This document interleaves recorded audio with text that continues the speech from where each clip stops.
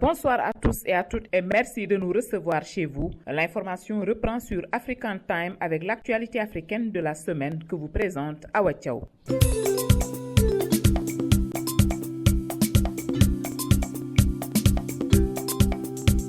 Au sommaire de cette édition au Sénégal, l'élection du président de l'Association des maires du Sénégal fait couler beaucoup d'encre et de salive. Porté à la tête de l'AMS, Alioune Sall, frère du président Macky Sall, commence à recevoir des coups et pas des moindres. Les réactions surgissent de partout. Nous allons avoir tout à l'heure un compte-rendu avec Ignace Ndeye. En Côte d'Ivoire, l'actualité est dominée par le réaménagement du gouvernement cette semaine. Le ministre de la Promotion de la Jeunesse, des Sports et des Loisirs a été limogé. En Guinée, le retour annoncé du capitaine Moussa Dadis Camara fait la une de l'actualité. L'ancien homme fort de la Guinée, porté récemment à la tête d'un parti politique, pourrait revenir au bercail dans les jours ou semaines à venir. Au Mali, Bamako a signé l'accord de paix devant la communauté internationale. 22 pays étaient présents aux côtés de la médiation internationale. Le mouvement de l'Azawad a été le grand absent. Nous y reviendrons tout à l'heure avec Isaac Maïga. La page sport de cette édition porte la signature de El Hadji Malick Ndiaye. Dao Mbaye nous parlera de sa minute beauté et la star de la semaine nous sera présentée par Alain Tétchenou. Ce sont là les titres, le développement dans un instant. Merci donc de votre fidélité qui est notre seule préoccupation. L'actualité reprend sur African Time. Nous démarrons par le Sénégal où l'élection du président de l'Association des maires fait couler beaucoup d'encre et de salive. Porté à la tête de l'AMS, Alioune Sall, le frère du président Macky Sall, commence à recevoir des coups et pas des moindres. Les réactions surgissent de partout, mais ses détracteurs pourraient en payer les frais, surtout s'ils sont de la mouvance présidentielle. Suivons ce résumé de Ignace Ndeye. Nous démarrons cette actualité de la semaine par l'élection du président des maires du Sénégal qui continue d'alimenter les discussions. À peine élu président de l'AMS, Alioune Sall subit des foudres jetées un peu partout et les réactions ne manquent pas. Après Abdoulaye Baldé, le maire de Ziguinchor, c'est au tour du maire de Dakar de voler au secours d'Alioune Sall, président de l'Association des maires du Sénégal. Selon Khalifa Sall, le maire de Guédiawaye ne devrait pas démissionner après son élection à la tête de l'Union des associations des élus locaux.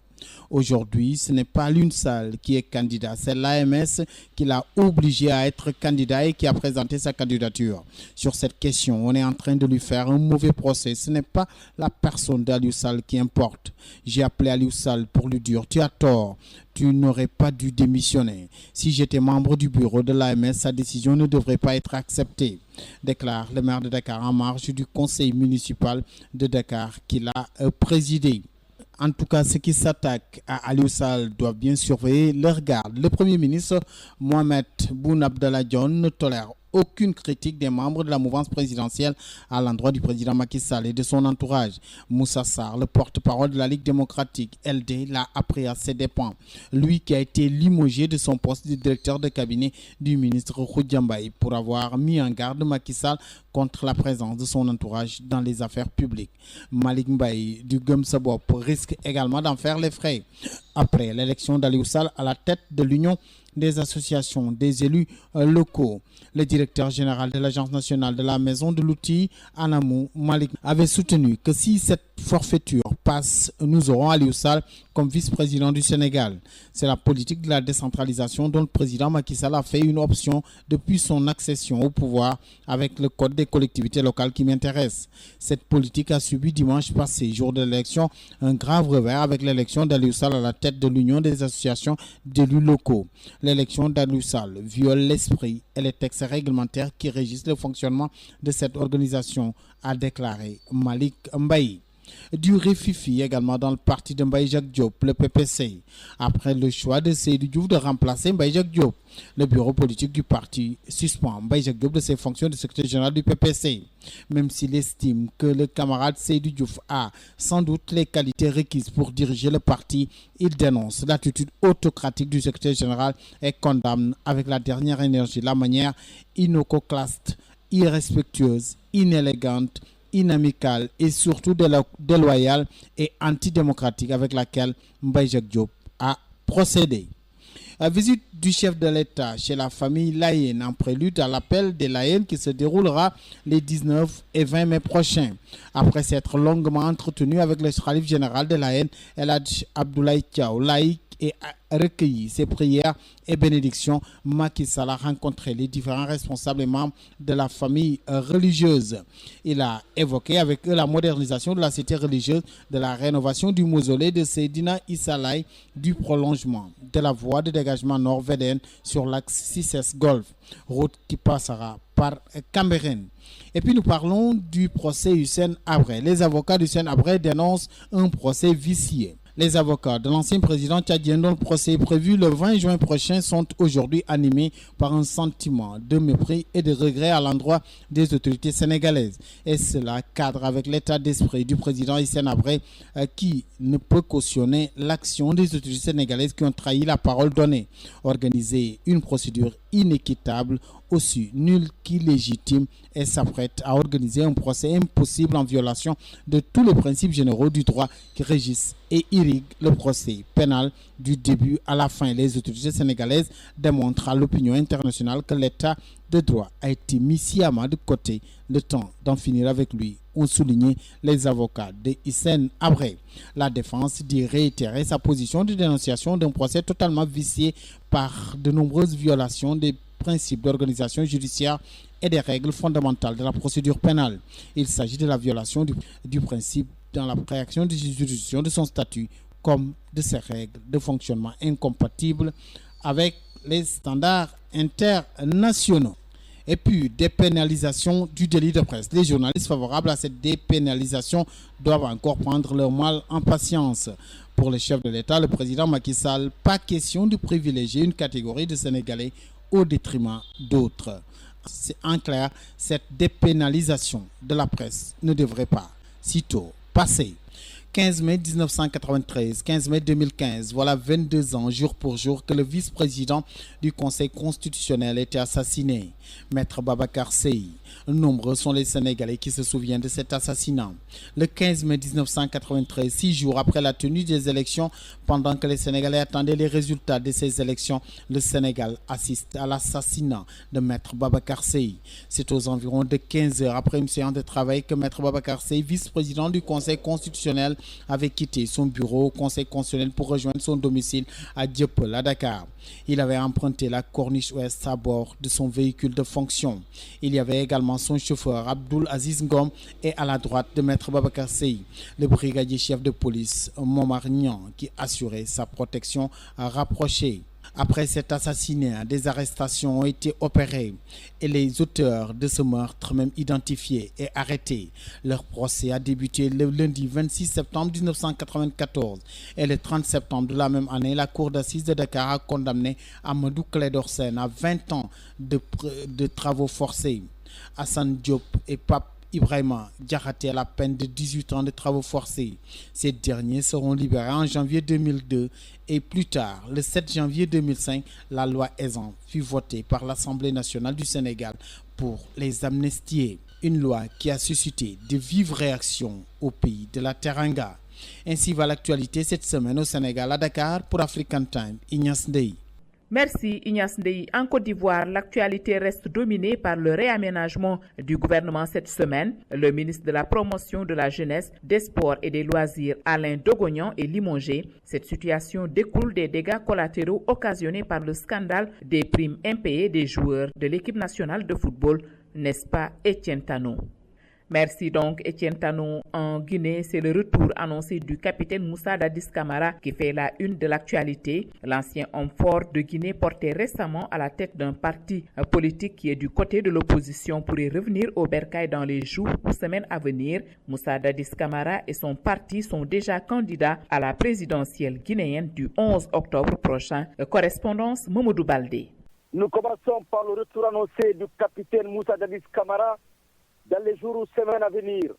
l'ancien homme fort de Conakry du CNDD vient d'accepter d'être porté à la tête des forces patriotiques pour la démocratie et le développement, en abrégé FPDD, qui est désormais un autre parti politique parmi tant d'autres. Cette annonce a été faite lundi dernier à Ouagadougou, Burkina Faso, au cours d'une conférence de presse. Le capitaine Moussa Dadis Camara et son parti sont déjà candidats à la présidentielle du 11 octobre prochain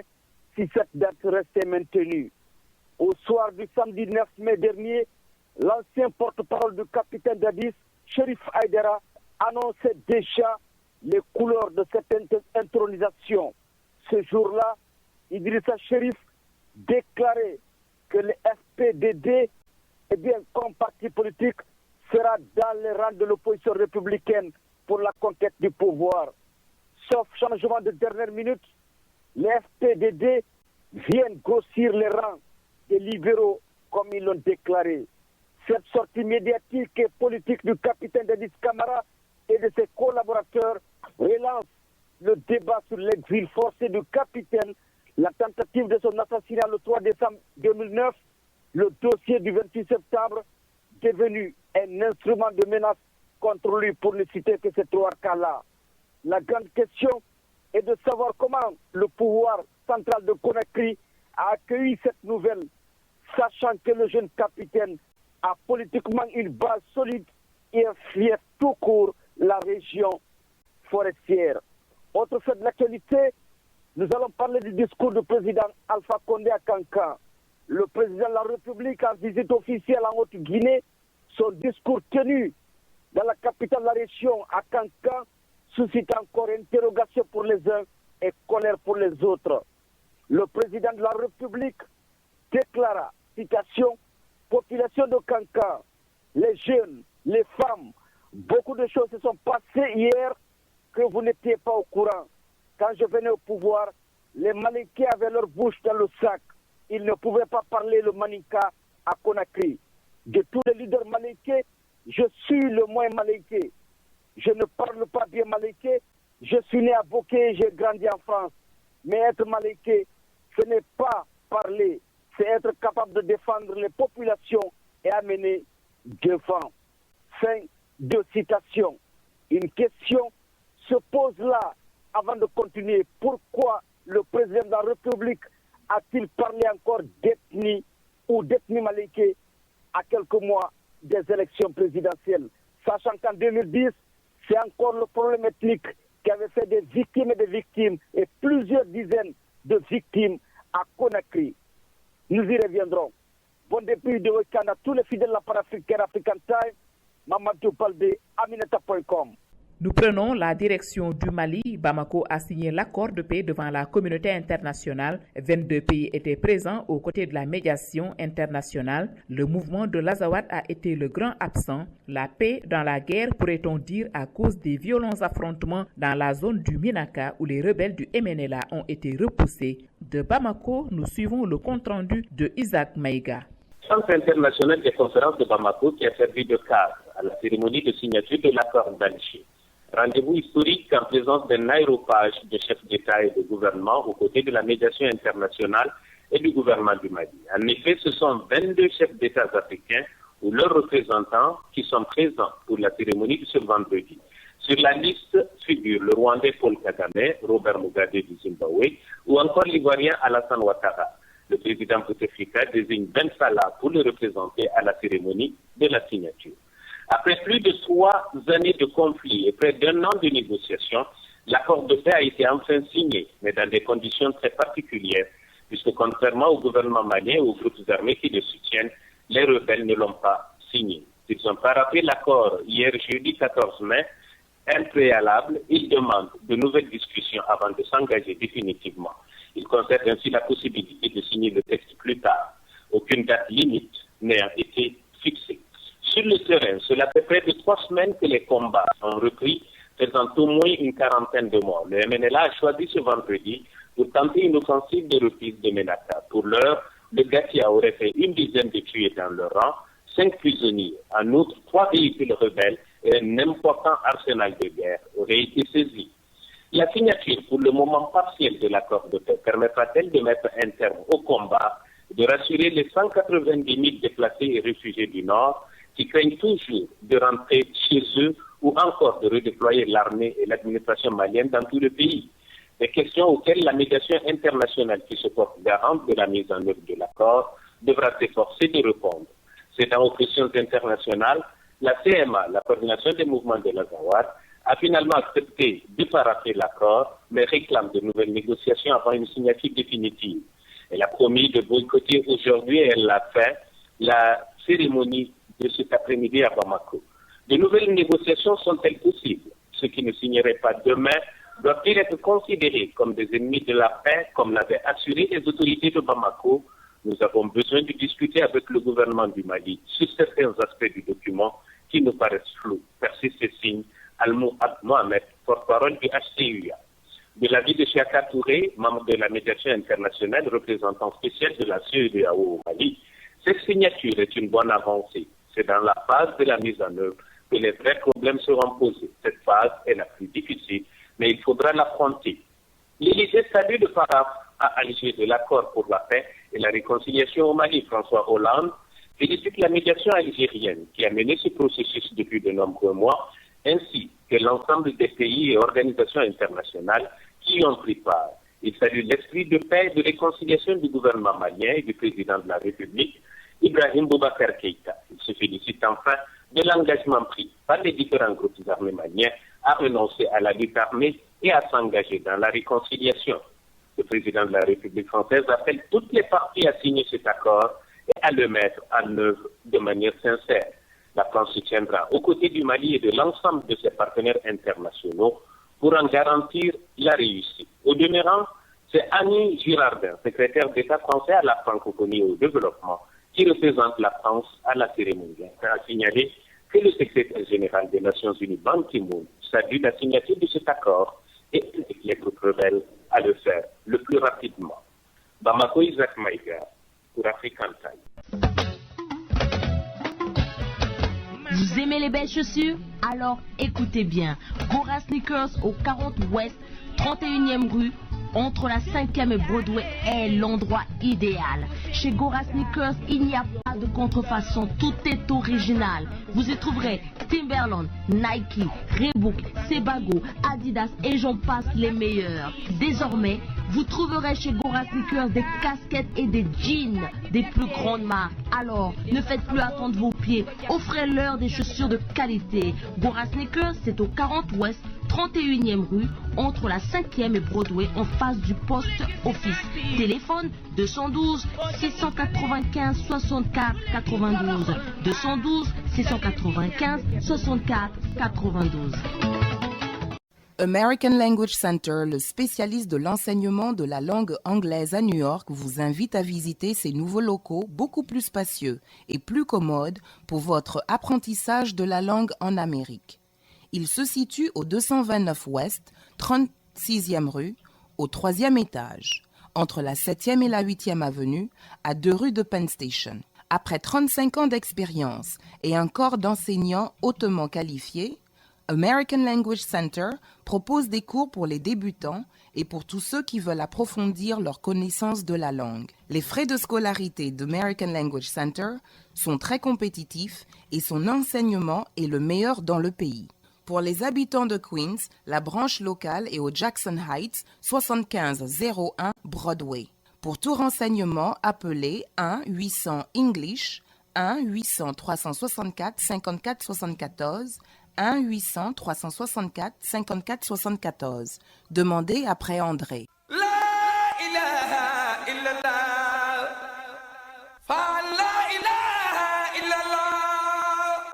Ne vous fatiguez plus, envoyez vos conteneurs de meubles, de voitures et d'électroménagers au pays avec Baboul Mouridina International Express Shipping. Cette société envoie tout ce que vous voulez en Afrique de l'Ouest. Déposez donc vos bagages à Baboul Mouridina au 1214 Broadway, suite 212 ou appelez le 646 861 28 14. Pour plus d'informations, appelez Modoufal au 646 296 24 53 ou Mustapha Diop au 646 696 59 87. Avec 20 ans de service pour vous, messieurs, dames, Baboul Mouridina International Express Shipping se déplace à votre domicile.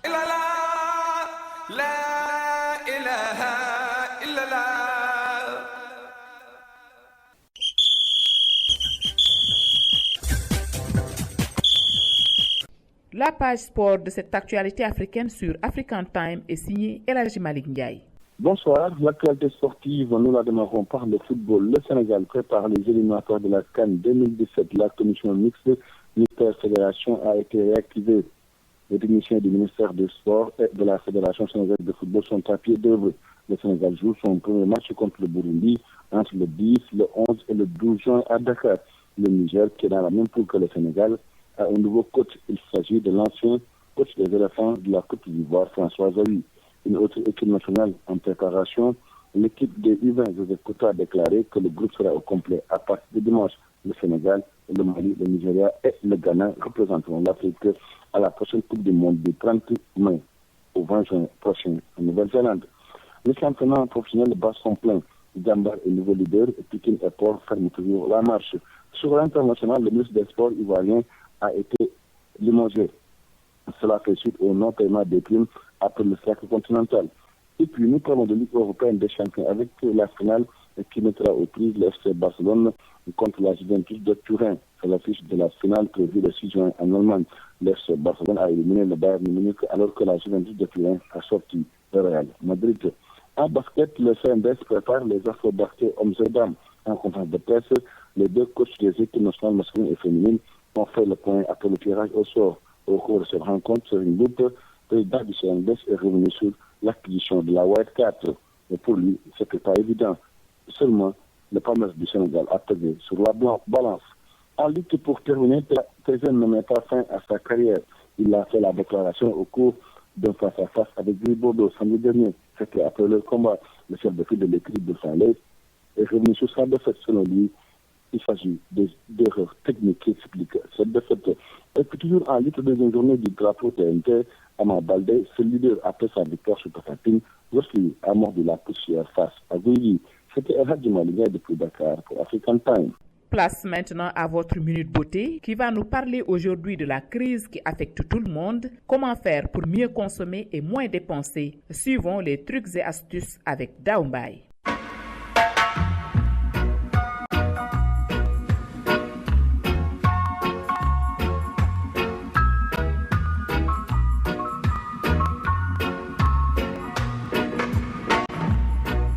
Bonjour à tous et bienvenue pour la Minute Beauté. Alors aujourd'hui, on va s'interroger sur un phénomène, la crise. Et oui, la crise, c'est pour tout le monde. Et face à la crise, bien sûr, on doit organiser notre résistance. On multiplie bien sûr les astuces pour mieux consommer et moins dépenser. J'ai une bonne nouvelle pour vous, les beauty addicts, que ce soit les hommes ou les femmes. Je vais vous donner et vous révéler les secrets des produits de beauté spéciales anti-crise. À moindre coût, des recettes fait maison qui vont nous donner un effet canon. Première astuce anti-crise. Pour avoir une peau lisse et lumineuse, le gommage au sucre et au miel. Facile, moins de $2. Il suffit juste de mélanger du sucre roux ainsi que du miel et l'appliquer sur le visage pendant 1 minute, puis rincer à l'eau tiède. On a directement un super coup d'éclat. Astuce numéro 2, le masque coup d'éclat cette fois-ci. Très très simple, il suffit juste de prendre un demi-citron et de la crème fraîche. Mélangez le tout et réalisez un masque à poser 15 minutes, puis rincer une nouvelle fois à l'eau tiède. Troisième astuce, anti-crise au top, les dents blanches bien sûr, grâce à notre fameux bicarbonate de soude. Il est pas cher et il résout tout. Il suffit juste d'en mettre légèrement sur la brosse à dents, de vous brosser les dents avec et vous verrez, vous aurez les dents blanches, propres et lumineuses. Quatrième astuce anti-crise. L'astuce est fait anti-vieillissement, anti-relâchement, peau ferme. Alors, bien sûr, c'est un fruit que tout le monde adore. Et oui, c'est un fruit et pas un légume, c'est bien sûr la tomate. La tomate est un excellent fruit qui est bourré en vitamine A, vitamine B, vitamine C et vitamine E et bien sûr en oligo-éléments qui va vraiment vous permettre d'avoir une superbe mine. Prenez une tomate, appliquez-la sur l'ensemble de votre visage pendant 15 minutes, puis rincez à l'eau tiède. Astuce anti-crise numéro 5. Fabriquer son propre sérum corps pour avoir une hydratation intense. Eh bien écoutez, c'est très facile. Il suffit juste de mélanger du beurre de karité ainsi que de l'huile d'olive, de l'appliquer sur l'ensemble de votre corps durant 15 minutes, de le laisser appliquer sur votre corps durant 1 heure, puis se rincer à l'eau tiède dans un premier temps et 2 heures après, vous pourrez passer au lavage. Votre peau sera imbibée justement de tous ces produits super hydratants. Elle sera lisse et belle. Astuce numéro 6, le soin cheveux. Une huile experte pour les soins cheveux qui ne va pas les alourdir et qui va vous permettre de les hydrater en profondeur, c'est le masque à base d'huile de ricin. C'est très facile. Il suffit juste de verser 2 grandes cuillères à soupe d'huile de ricin sur vos cheveux, de bien masser avec un peu d'eau chaude et ensuite de rincer au bout d'un quart d'heure. Vous verrez, vos cheveux seront bien hydratés et vous pourrez appliquer les autres produits de soin à la suite. Et pour finir, bien sûr, en beauté, le dernier et 7e astuce, c'est bien sûr les mains. Alors, comment on fait pour avoir des mains douces et soyeuses? Très simple. Il suffit juste de prendre un gant en latex, de mettre une huile, donc au choix, vous pouvez mettre de l'huile de jojoba, qui est une huile très bonne et riche en vitamines. Vous pouvez mettre également de l'huile de karité, bien sûr de l'huile d'argan ou de l'huile de ricin. Alors, insérez bien sûr cette huile à l'intérieur de vos mains et à l'intérieur du gant, laissez 1 heure, puis rincez à l'eau tiède. Vous verrez, vous aurez des mains soyeuses, imbibées de produits hydratants, et très belles et très douces. Voilà, vous aurez un teint lisse, un teint éclatant, une peau jeune et tonique, des dents blanches, un corps doux, hydraté et soyeux, des cheveux qui respirent la santé et bien sûr des mains si douces que votre cher amant ou votre chère aimante sera content. Voilà, vous avez tous les secrets et astuces de beauté. Chaque formule est à moins de $2. Alors là, il faut y aller. Je vous remercie. Je vous dis à bientôt. Down by pour African Time.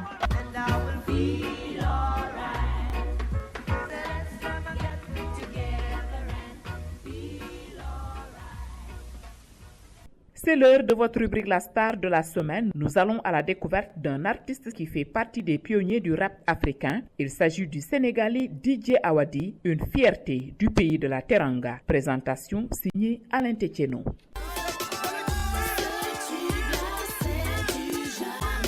Il est l'un des pionniers du rap en Afrique. Il est cofondateur du groupe Positive Black Soul avec lequel il s'est d'abord fait connaître à la fin des années 90.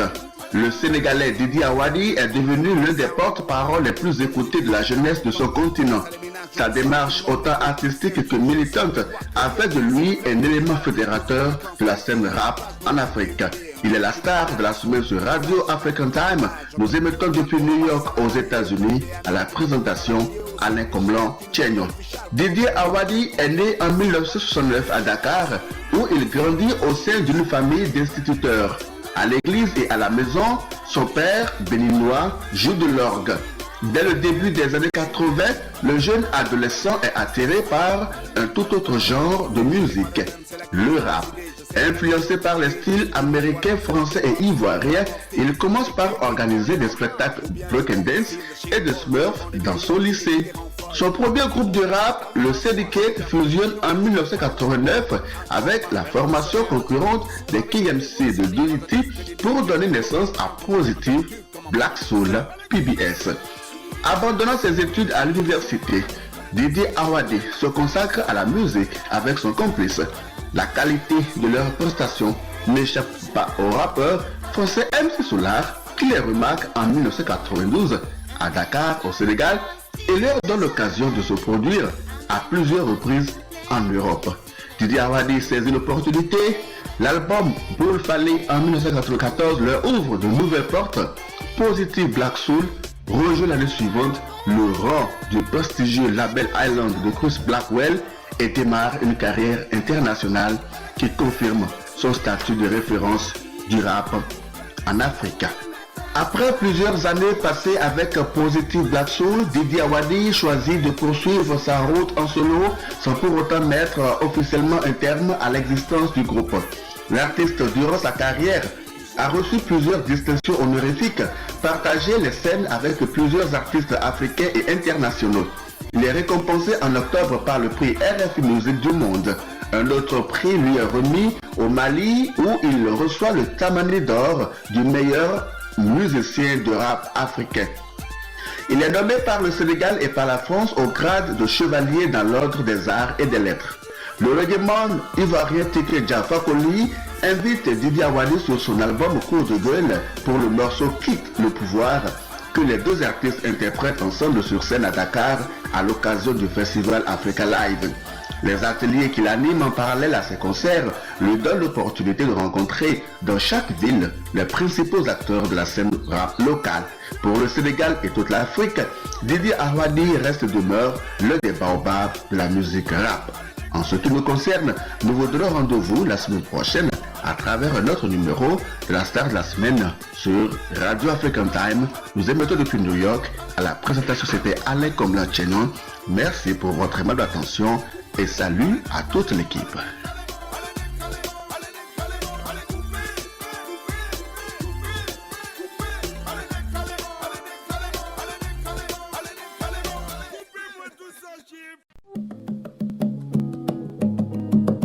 La Banque de l'Habitat du Sénégal, BHS, est heureuse de vous annoncer ses nouvelles branches. BHS Baltimore, 58 14 York Road, téléphone 410 387 22 76, 410 387 22 76. Cette branche est disponible à partir du 25 avril 2014. BHS Philadelphia, 535 South 52e Street Philadelphia, téléphone 215 863 80 02, 215 863 80 02. Cette branche est disponible à partir du 28 avril 2014. Merci beaucoup.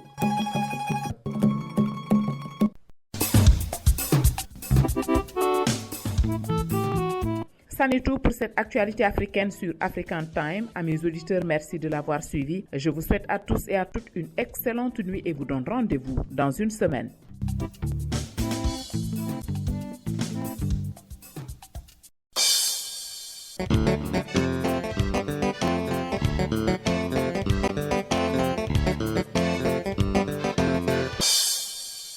mbokk yi ñu ngi leen di nuyu di leen sant te di leen gërëm ci li ngeen di déglu African Time ci rajo WP 8930 AM ci New York ñu leen indil xibaar yi ci ajuma ju nekk te it ngeen man di nuy déglu ci internet bi ci wp8930am.com wala buñ la rawee it tey da nga nu mën a déglu ca yolele.com mbaa sax boo bëggee dégluwaat Papa Ndaw wala Xaadim Samb da ngay dem rek ca seneplus.com boo nu bëggee déglu sax en direct tey jii mën ngaa composé 401 347 0031 401 347 0031 tey nag di ajuma yemoo ak fukki fan ak juróom ci weeru mai ci atum 2015 seen mbokk Ousmane Lo moo féetewoo ak micro bi waaye seen xarit Fallou Diang moo nekk fële ca machine ba.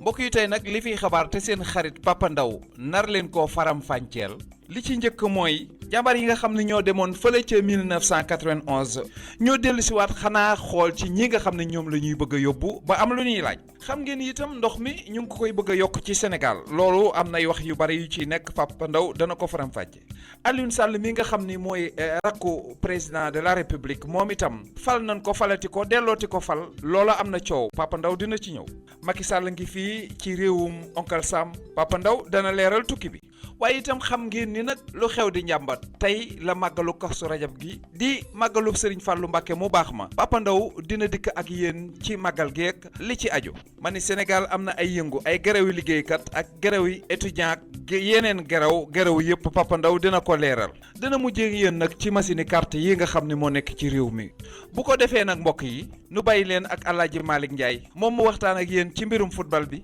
nu doog leen a ayul Xaadim Samb moom mu wax ak yéen tuuti ci lamb ji nu boole ko nag ak indil leen li fi jot a am ci ay aajar ak yëgle kon mbokk yi bu ngeen nu dégloo may nu noppus lëf bu nee tuuti nu dikk ak yéen ci yaatal gi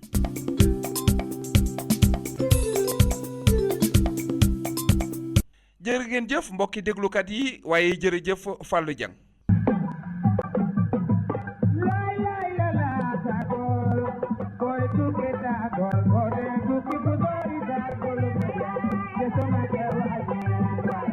waaw Pape gannaaw bu ñu la santee gërëm la dalal la ba noppi tey Pape dañoo bëggoon nga jiite wala bokk nga njëkkee ci jàmbaar yooyu nga xam ne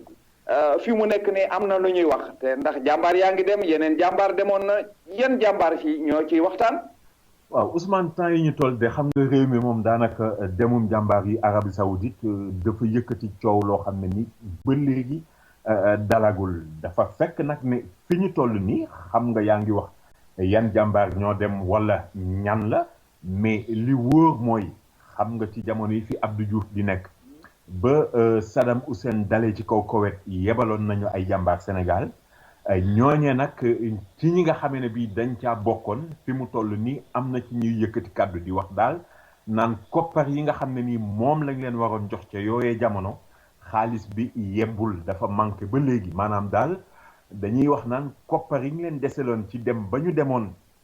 ci 1991 nañ leen ko jox ndax tey jii am na ci ñoo xam ne nii xam nga yaa ngi fàttaliku ñaar fukki fan ak benn ci weeru mars ci atum 1991 ci fajar gi ci la am benn avion Hercule C-130 boo xam ne ni dafa raté woon piste ba mu waroon wàcc ci base aérienne bi ñuy wax Ras Merchab foofee ci saa si bi accident bi amee juróom-ñeent fukki jàmbaar ak benn ñàkkoon nañ ci seen bakkan ñu teg ci saa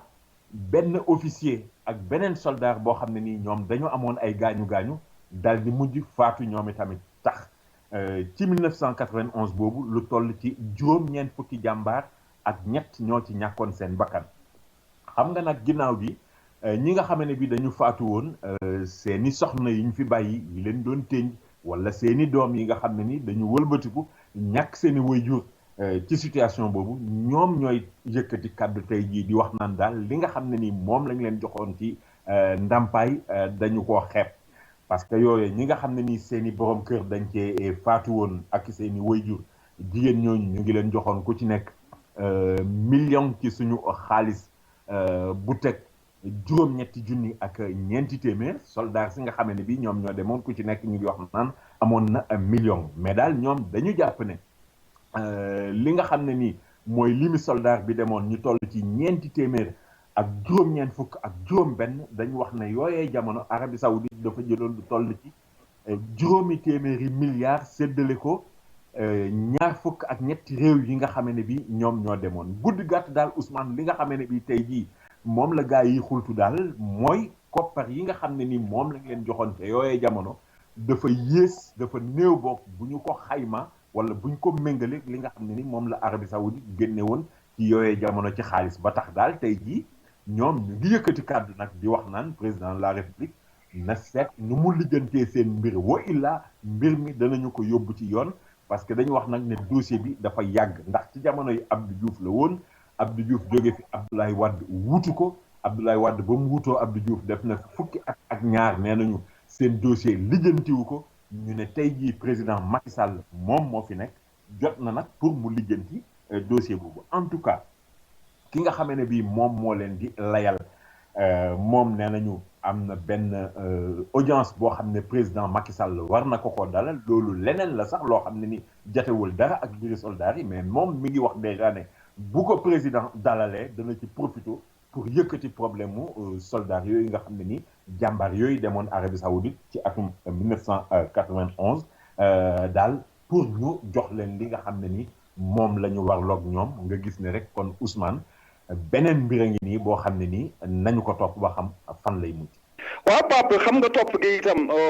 duñ koy yemale foofu ndax dañ koy topp itam ci Sénégalais yi am na ñu ci réagir ñoo xam ne ñi ay boroomi xam-xam la noog wala journaliste ak wala Sénégalais yi daal am na lu ñu wax ci loolu. waaw xam nga Ousmane Sénégal dafa nekk réew moo xam ne nii moo xam ñi yëngatu ci langue politique gi la wala ñi nga xam ne bi dañoo nekk ci société civile bi. dafa mel ni rek benn liggéey bi wala benn métier la ñu am wala boog moom la ñu gën a ràññee ci li ñu bëgg mooy wax Sénégal mooy réew moo xam ne nii bu ñu xëyee suba ba jant soo ci langue politique bi wala ci société civile bi wax dong la ñuy xëyee moom la ñuy yendoo bu ñu noppee wax dañoo dem tëddi fi mu nekk ni tey président de la République moo jël dogal ne dafa yónnee ay jàmbaar Arabie Saoudite pour ñu dem jàppale ji réewum jullit moo xam ne ni daf ko tàllal loxo te Ousmane loolu sañ-sañ la boo xam ne nii président de la République am na ko parce que dafa am accord de défense boo xam ne nii Sénégal daf ko signé ak Arabie Saoudite te loolu ñu ngi ko signé depuis alors mu nekk accord de défense boo xam ne nii tey moo dox ci diggante ñaar yooyu ba nga xam ne bu fekkoon ne bii Sénégal am na ci jafe-jafe yi mu tolloon moom itamit waroon naa mën a woote wallu Arabie Saoudite mi nga xam ne bii tey jii Arabie Saoudite moo woote wallu Sénégal te président Macky Sall laataa mu yebal soldat yi kon wala jël décision yebal leen waxtaan na ak xalif généraux yi nga xam ne bii ñoo nekk fii ci réew mi ñoom ñëpp ànd nañ ci li nga xam ne bii moom la def li mu doxal constitution moo ko may prérogative boobu maanaam moo ko may sañ-sañ boobu pour mu doxal ko mais fi mu nekk nii gis nga réew mi actuellement ñii ñu ngi naan ànd nañ ci président Macky Sall war na koo def ñii ñu ngi naan non ànduñ ci waru koo def am na sax bërki démboo Njaay ñoo xam ne nii dañ na ñoom il faut que ñu def ay marche ak yu ni mel pour wane seen ñàkk a def loolu am nag ñoo xam ne nii dañu naan lu ëpp tuuru parce que fi mu nekk nii tey bu ñu toogee ba toll ci jamono joo xam ne nii dañu war a yebal sunu ay soldats ñu dem Arabie Saoudite pour mission ay nit commencé jóg di wax naan non waruñoo def lii dugg na fii génn fii dafa mel ni ñi nga xam ne ni dañuy wax loolu dañuy jéem nu ñu démoraliser ni nga xam ne bi ñooy soldats fi war a dem foofu gudd gàtt Ousmane li ñu war mooy wax ji nag dafa doy fi mu ne nii jot na pour ñu teg ko ci suuf ginnaaw boo xamee ne bii dogal bi jël nañ ko te dogal bi duñ ci dellu ginnaaw kon li nga xamee ne bii moom moo war moo nekkoon tey ñaanal jàmbaar yi pour ñu dem ci jàmm dellu ci jàmm wala boog en tout cas kañ leen wala gonfler seen moral moo gën di jéem a waxee noo xam ne nii xëy na dafay damm seen moral ci waxtu woo xamee ne bii moo xam booy seet policiers yi la wala gendarme yi wala militaire ci seen bopp am na ci ñoo xam ne nii ñaare toujours ñoom itamit dañuy jéem a def ay pexe pour ñu jàppale leen pour ñu dimbale leen ndax ñu bokk ci contingent yi nga xam ne bi ñoom ñooy dem moo xam bu ONU wootee la wala comme contingent bi nga xam ne nii moom moo nar a dem ni Arabie Saoudite ñuy wax naan toll na ci 200 000 ak téeméeri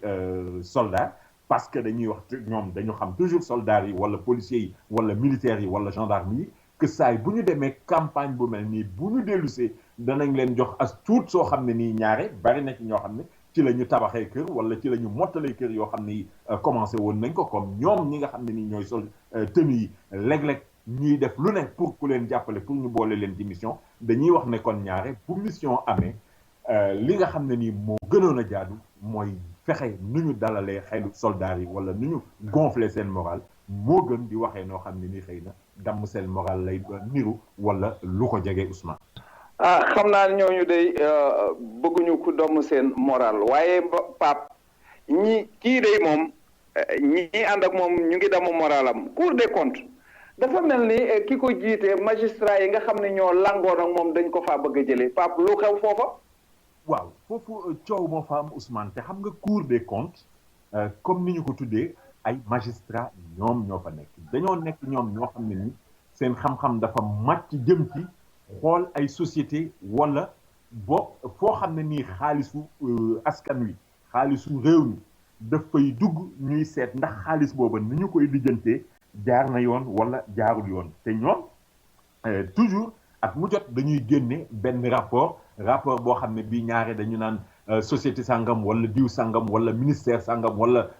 kuréel gi doxalee na noo xam ne ni dëppoowul ak yoon Cour des comptes boobu la ñu wax nag ne tey jii ki nga xam ne bii moom moo ko jiite di président Mamadou Hady Niang moom la am ay magistrat yoo xam ne yi dañoo wax ne daal dafa mel ni fauteuil bi mu toog daf cee moy parce que moom Mamadou Hady Niang magistrat la naam mais magistrat yi nga xam ne bii ñu ngi koy ŋàññ dañuy wax naan waroon naa dem à la retraite ci atum 2014 maanaam at mële nga xam ne ni moom la ñu génn ndax Ousmane xam nga ñu ngi ci atum 2015 ñu nekkoon moom waroon naa dem retraite mais fi mu nekk nii dafa ngoy rek téye ci chaise bi boo waxee muy jéem a génne benn dispositifu loi bi nga xam ne bii moom mooy doxal Cour des comptes di wax naan loi boobu wala boog dispositif boobu dafay wax ne ki jiite Cour des comptes dafay am mandat juróomi at la juróomi at yoo xam ne nii mën nañu ko yeesalaat renouveler ko maanaam benn yoon donc kon ngën gaa bari kiy jiite Cour des comptes fukki at la fa war a mën a def parce que mandat juróomi at buñ ko renouveler mu nekkat juróomi at mais ñi nga xam ne bii ñoom ñooy ŋàññ loolu ñoom dañuy wax ne magistrat yi dafa am déjà loo xam ne ni daf leen a tënk parce que xam nga Ousmane fii ci suñu réew magistrat mi ngi jëlee à la traite ci juróom benn fukki at ak juróom loolu lu leer la alors ñi nga xam ne bii tey ñoom ñooy ŋàññ ni Mamadou Hady Dieng di doxalee dañuy wax naan moom bàyyiwul xel naataangoom bi nga xam ne ni moom la wuutu muy Amadou Bam Gueye ndax Amadou Bam Gueye ba mu amee juróom benn fukki at ak juróom moom ci la dal di dem jéemul indi benn problème alors tey jii ñi nga xam ne bi nag kon ñoom ñoo dal ci ko ñoom loolu la ñuy wax mais ñi nga xam ne bi ñoom ñoo ànd ak moom dañ naan ah non non non moom mandat la am il faut que ñu bàyyi ko mu doxal mandat am ba mu mot di wax naan alors noonu la war a demee mais tey jii ñi nga xam ne bi ñoo koy ŋañ ñu ngi wax naan tey bu ñuy wax waxu mandat loolu dañ koy jagleel peut-être waa conseil constitutionnel magistrat yi nga xam ne nii ñoo nekk conseil constitutionnel wala magistrat yi nga xam ne bii ñoom ñoo nekk OFNAC wala magistrat yi nga xam ne bii ñoom ñoo nekk conseil économique social et environnemental ak yeneen kuréel yi bindoo ni ñoom xëy na loolu moo tax fi mu ne nii nag Ousmane coow li dafa jàpp kaw jàpp suuf ba ki nga xam ne nii moo jiite union des magistrats du Sénégal muy Aziz Seck mbir mi yegg na ci moom tey jii moom nag nee na dossier la boo xam ne nii dossier bu sensible la jël nañ ko en charge danañu ko lijjanti mais loo ci mën a dégg rek mooy problème mu interprétation texte moo posé wu ñii gisee nii ñii gisee nii jàpp naa ne nag Ousmane comme ñoom ay magistrat lañu te ñoom doxal ay texte ak i loi mooy li nga xam ne bi moom mooy seen liggéey defe naa ne war nañoo mën a waxtaan ba juboo ndax lii nag du lenn bu dul interprétation texte li ci kanam rawu li gët Pape li ci kanam rawu gët waaye li ñu war a waxtaane kay mooy yokkum ndox mi dégg naa ni ndox mi yokk nañ ko sax ba pare de Pape loolu lu xew waaw Ousmane fi mu ne xam nga ndox mi moom waxoon nañu ne 4 jàpp 9% la ñu koy yokk mais xam nga boo ko joxee en valeur relative noonu mën na bañ a leer ci bopp nit ñi lool ba tax na jàppal ne rek Ousmane li nga xamee ne bii mooy mètre cube ndox xam nga facture ndox bi boo ko jëlee ñaari tranche la dafa am li ñuy wax tranche sociale mooy 20 mètres cubes yu njëkk yi ak bu ko weesoo li nga xamee ne bii moom moo ciy topp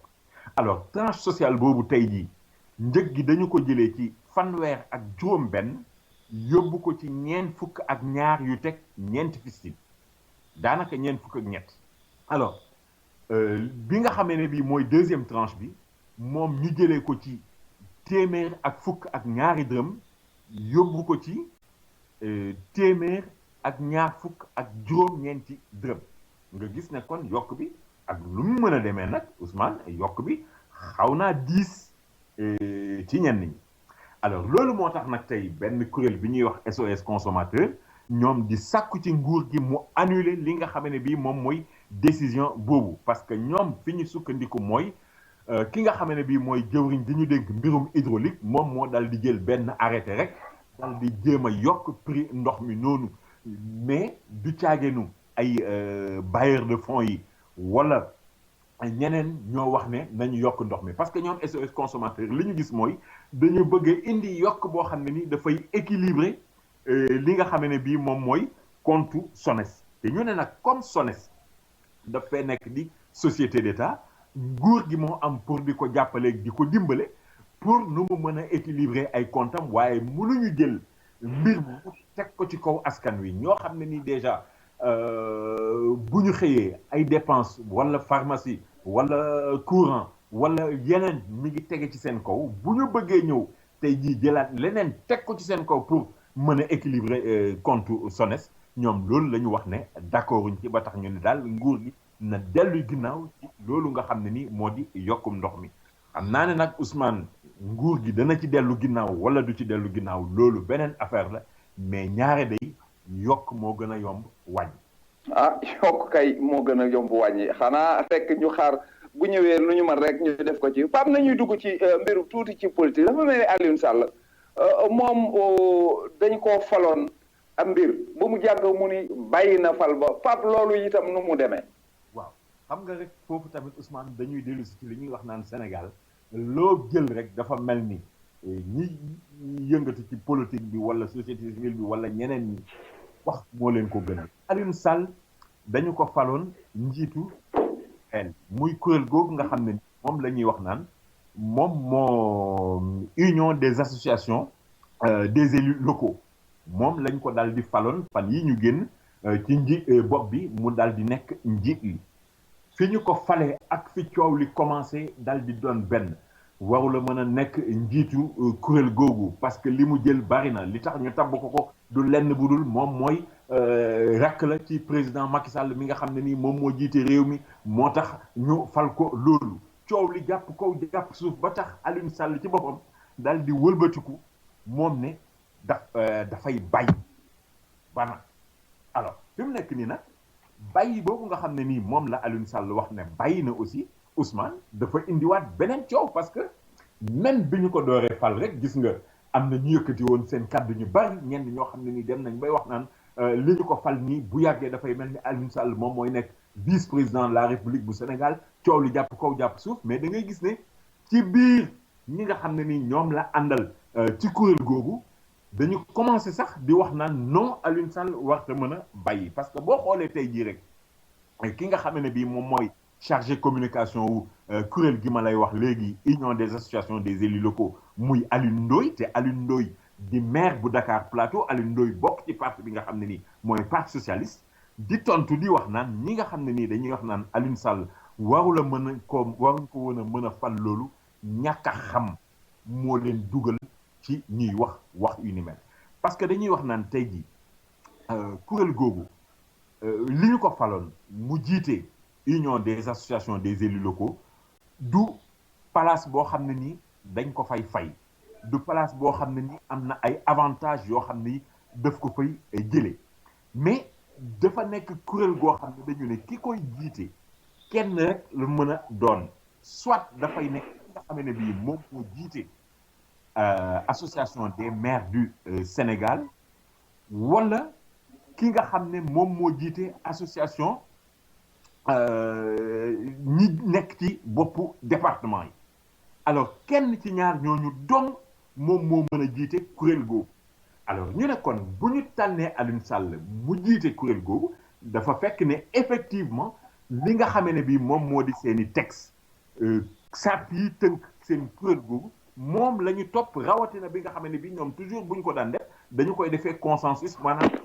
tànn ba jubóo tànn kenn ne ko yow ay jiite affaire bi mu dem kon ñi nga xam ne bii dañ doon xataraayu dugg ci àll biy daw dafa mel ni ñoom ñi bokk ci kuréel googu dañ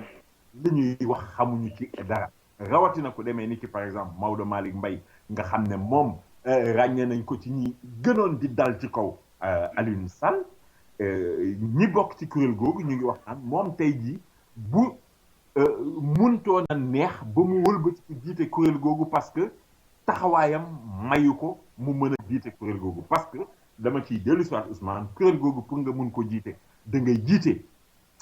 kuréelu département yi wala nga jiite kuréelu maire yi nga xam ne bi ñoom ñoo nekk ci réew mi ñu ne loolu moo tax ñu tànnoon Alioune Sall mais du leneen te tànn bi ñu ko tànn lu jaadu la lu normal la Ousmane.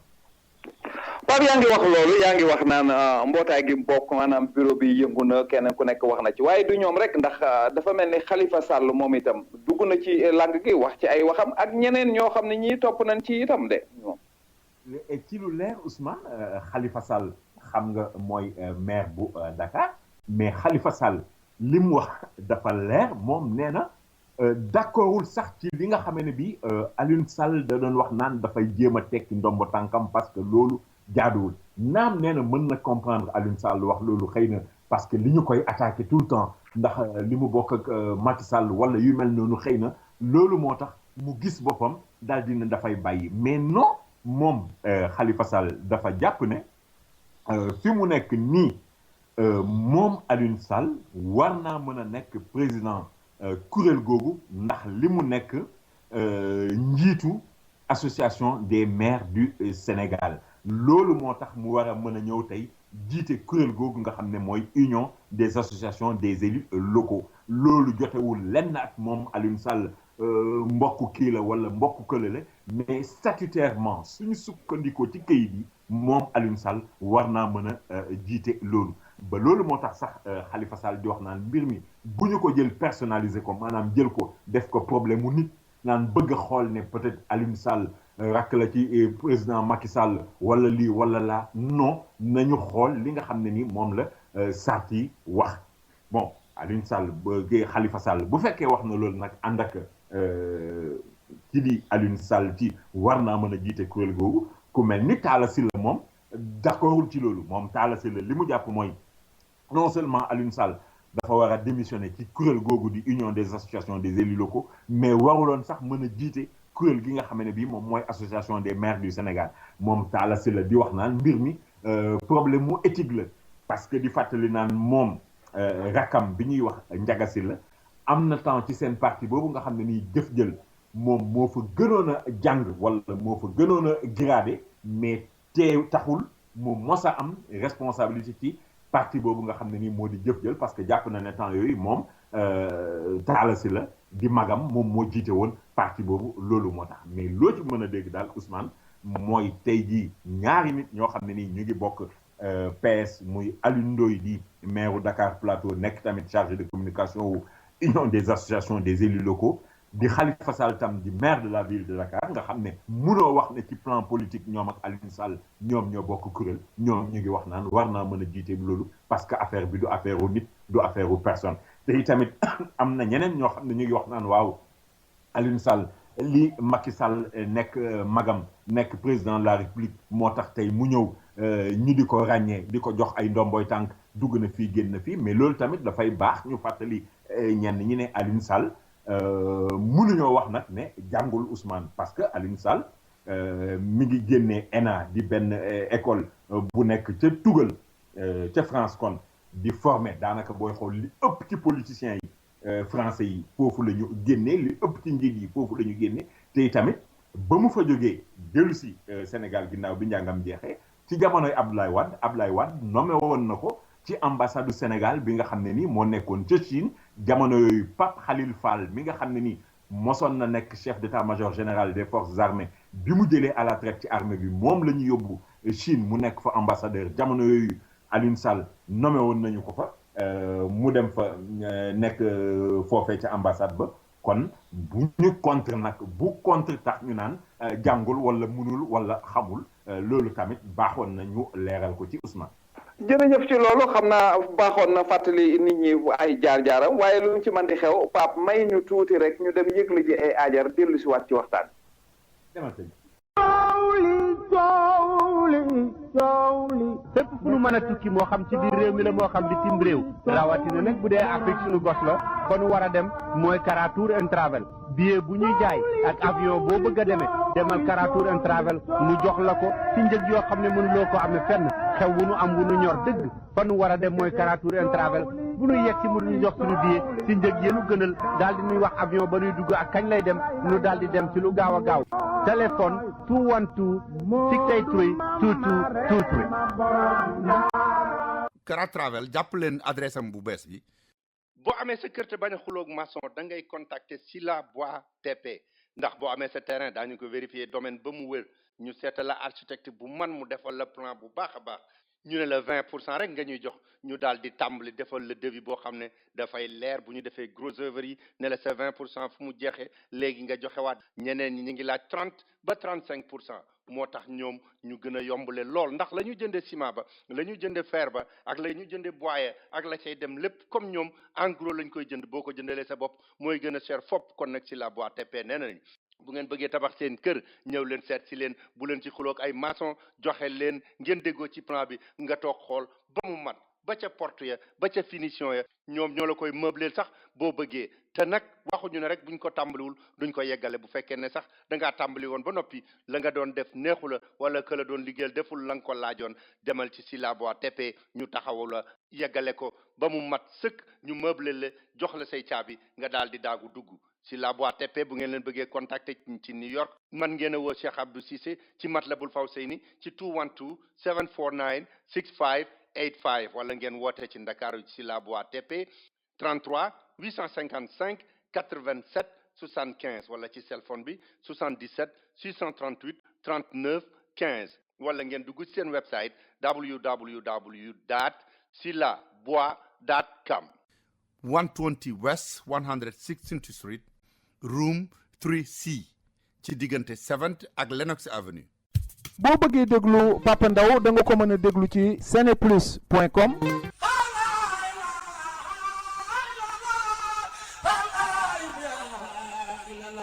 képp kuy jàmbat ku lay yóbbul say bagage ma wax la shipping bi kan moo ci gën a gaaw mooy Babul Mouridina International Express Shipping. Babul Mouridina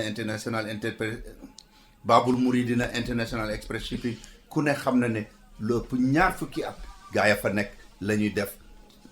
def shipping kenn mënu cee yem ak ñoom expérience ñi ngi nekk ci 1214 Broadway number 212. man nga leen a woo ci seen numéro téléphone bagage yoo mën a am ak fu mu mën a jëm ci Afrique moo xam da nga jënd salon bu bees moo xam da nga am valise booy yónnee moo xam da nga am oto booy yónnee lu mu manti doon yóbbu ko Babul Mouridina International Express Shipping. boo ci bëggee xam lu gën a leer rek li ngay def woo leen ci 646 861 2814. yéen ñëpp miin ngeen Modou Fall ak Moustapha Diop ci lu jëm ci yónnee bagage yemuñu ci kenn te ña nga fi ba ko kenn tàmbaleegul woon wool Modou Fall ci 646 296 2453 wala nga woo Moustapha Diop ci 646 696 5987. bu dee ca Ndakaaru la yomb naa dem jëli sa bagage sa famille dañuy dem rek fi nga xam ne mooy Sodida ci zone industrielle bi wala ñu woo El Hadj Sarr ca Dakar 77 644 1544 wala ci 77 626 1366.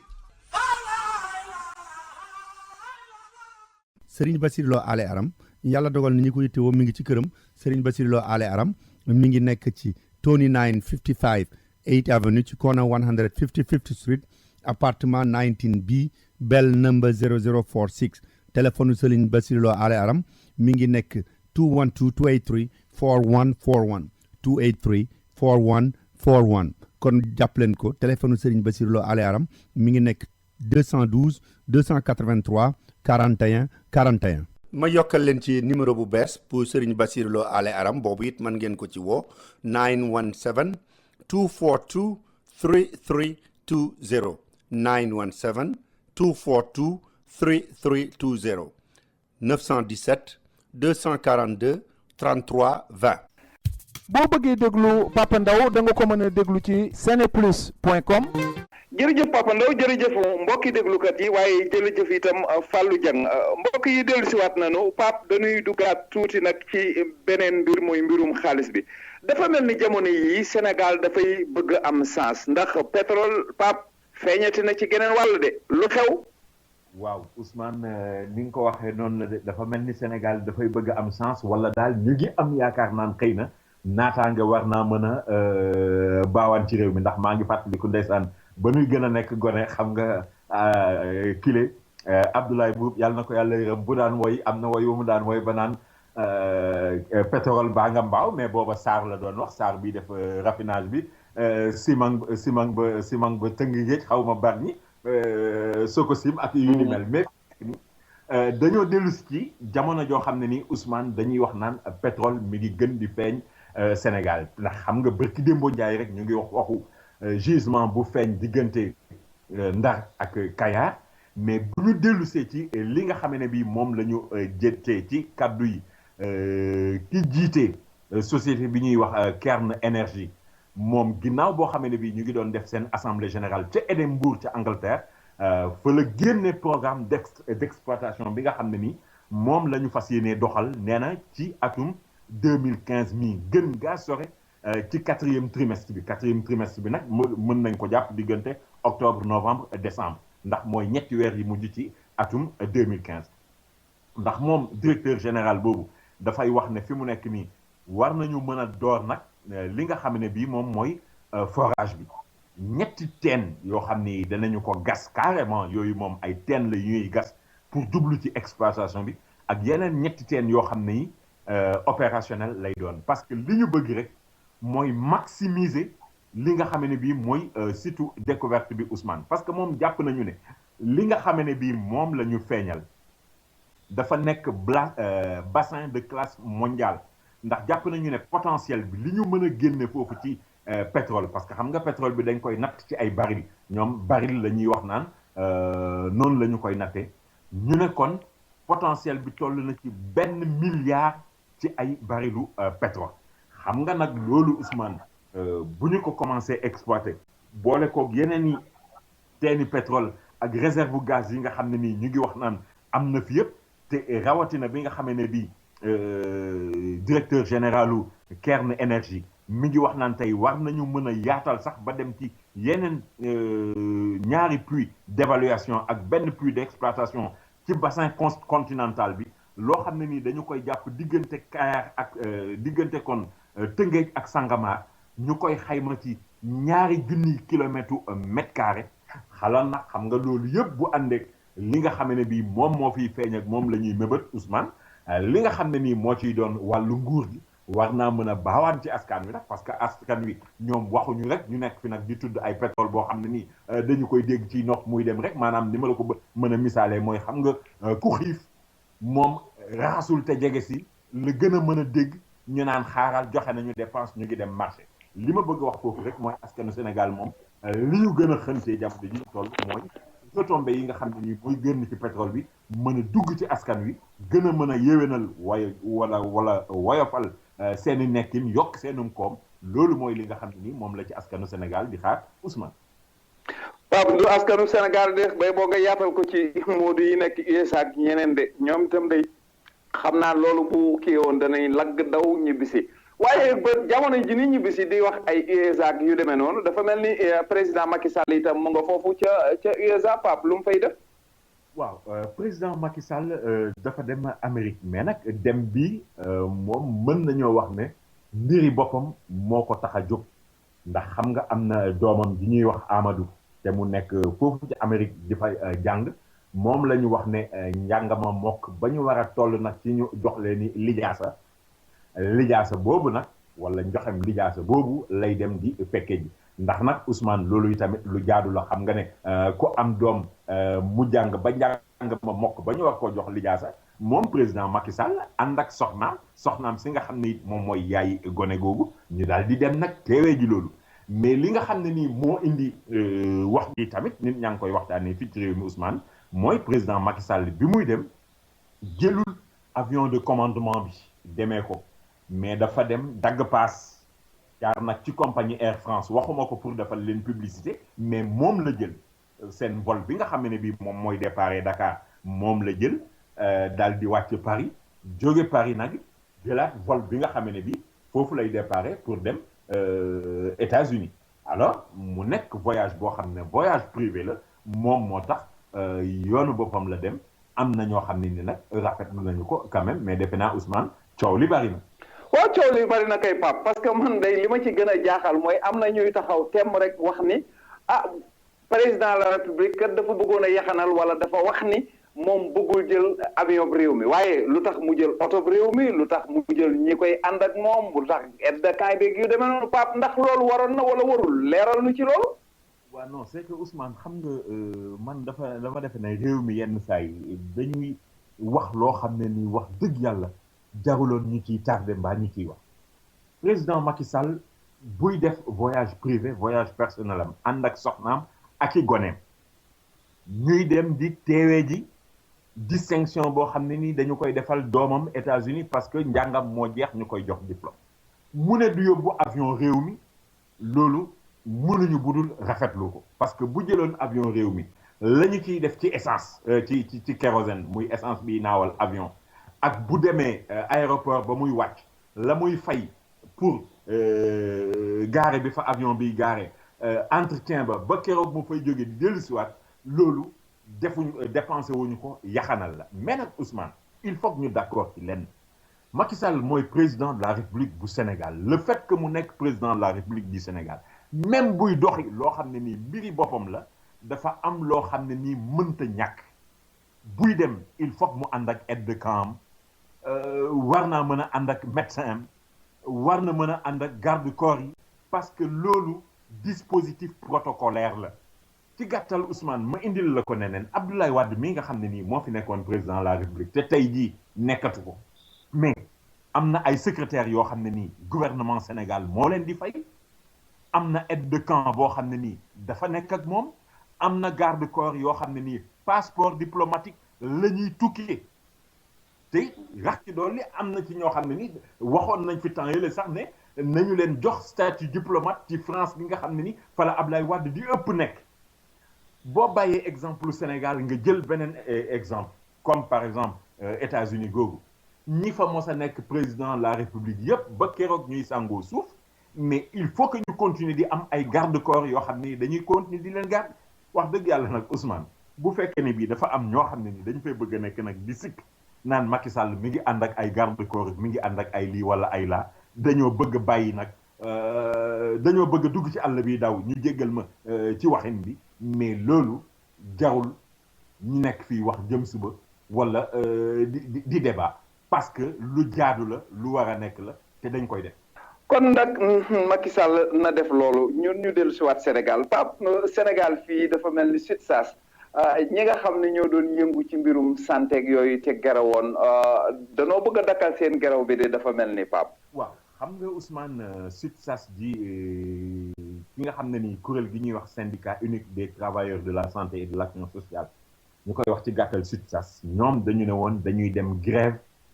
fukki fan ak juróom-ñeent jàpp ñaar fukki fan ci weeru mai wi nga xamee ne bi moom la ñu nekk mais ki nga xam ne nii mooy seen secrétaire général di Mballo Dia Thiam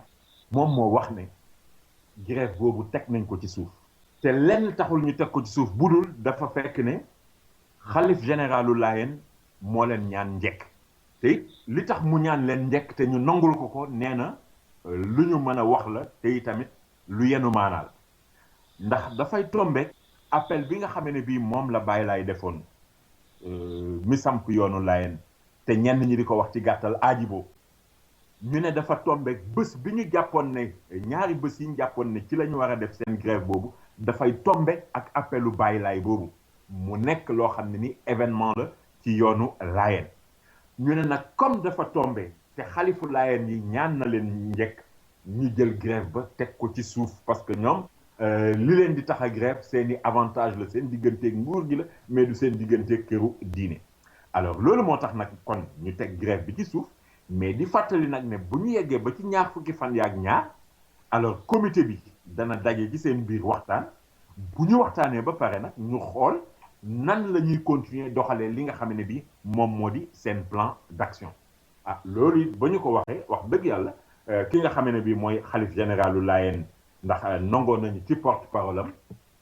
mu gërëm leen ñoom waa SUTSAS sant leen ci noonu nga xam ne bi doxalee nañu ko Ousmane. jërëjëf ci loolu ñoom dakkal nañ seenu geraw waaye Sénégal Airlines ci boppam ñoom itam am na luñ tàmbali dafa mel ni bëggatuñu seen njiit li ci Sénégal Airlines de Pape. waaw ñoom loolu la ñu wax nee nañu ki nga xam ne bii moo leen jiite daal na fa jóge parce que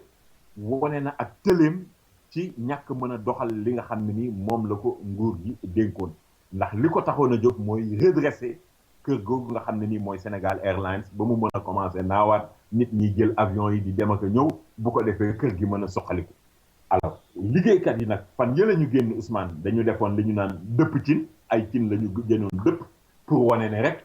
ñoom lu ñu lekk léegi tëna leen ndax juróom benn weer yàllaa ngi nii kenn fayu leen alors donc amatuñu xaalis léegi nag dëpp cin yi ginnaaw bi ñu ko defee ñu tegal ci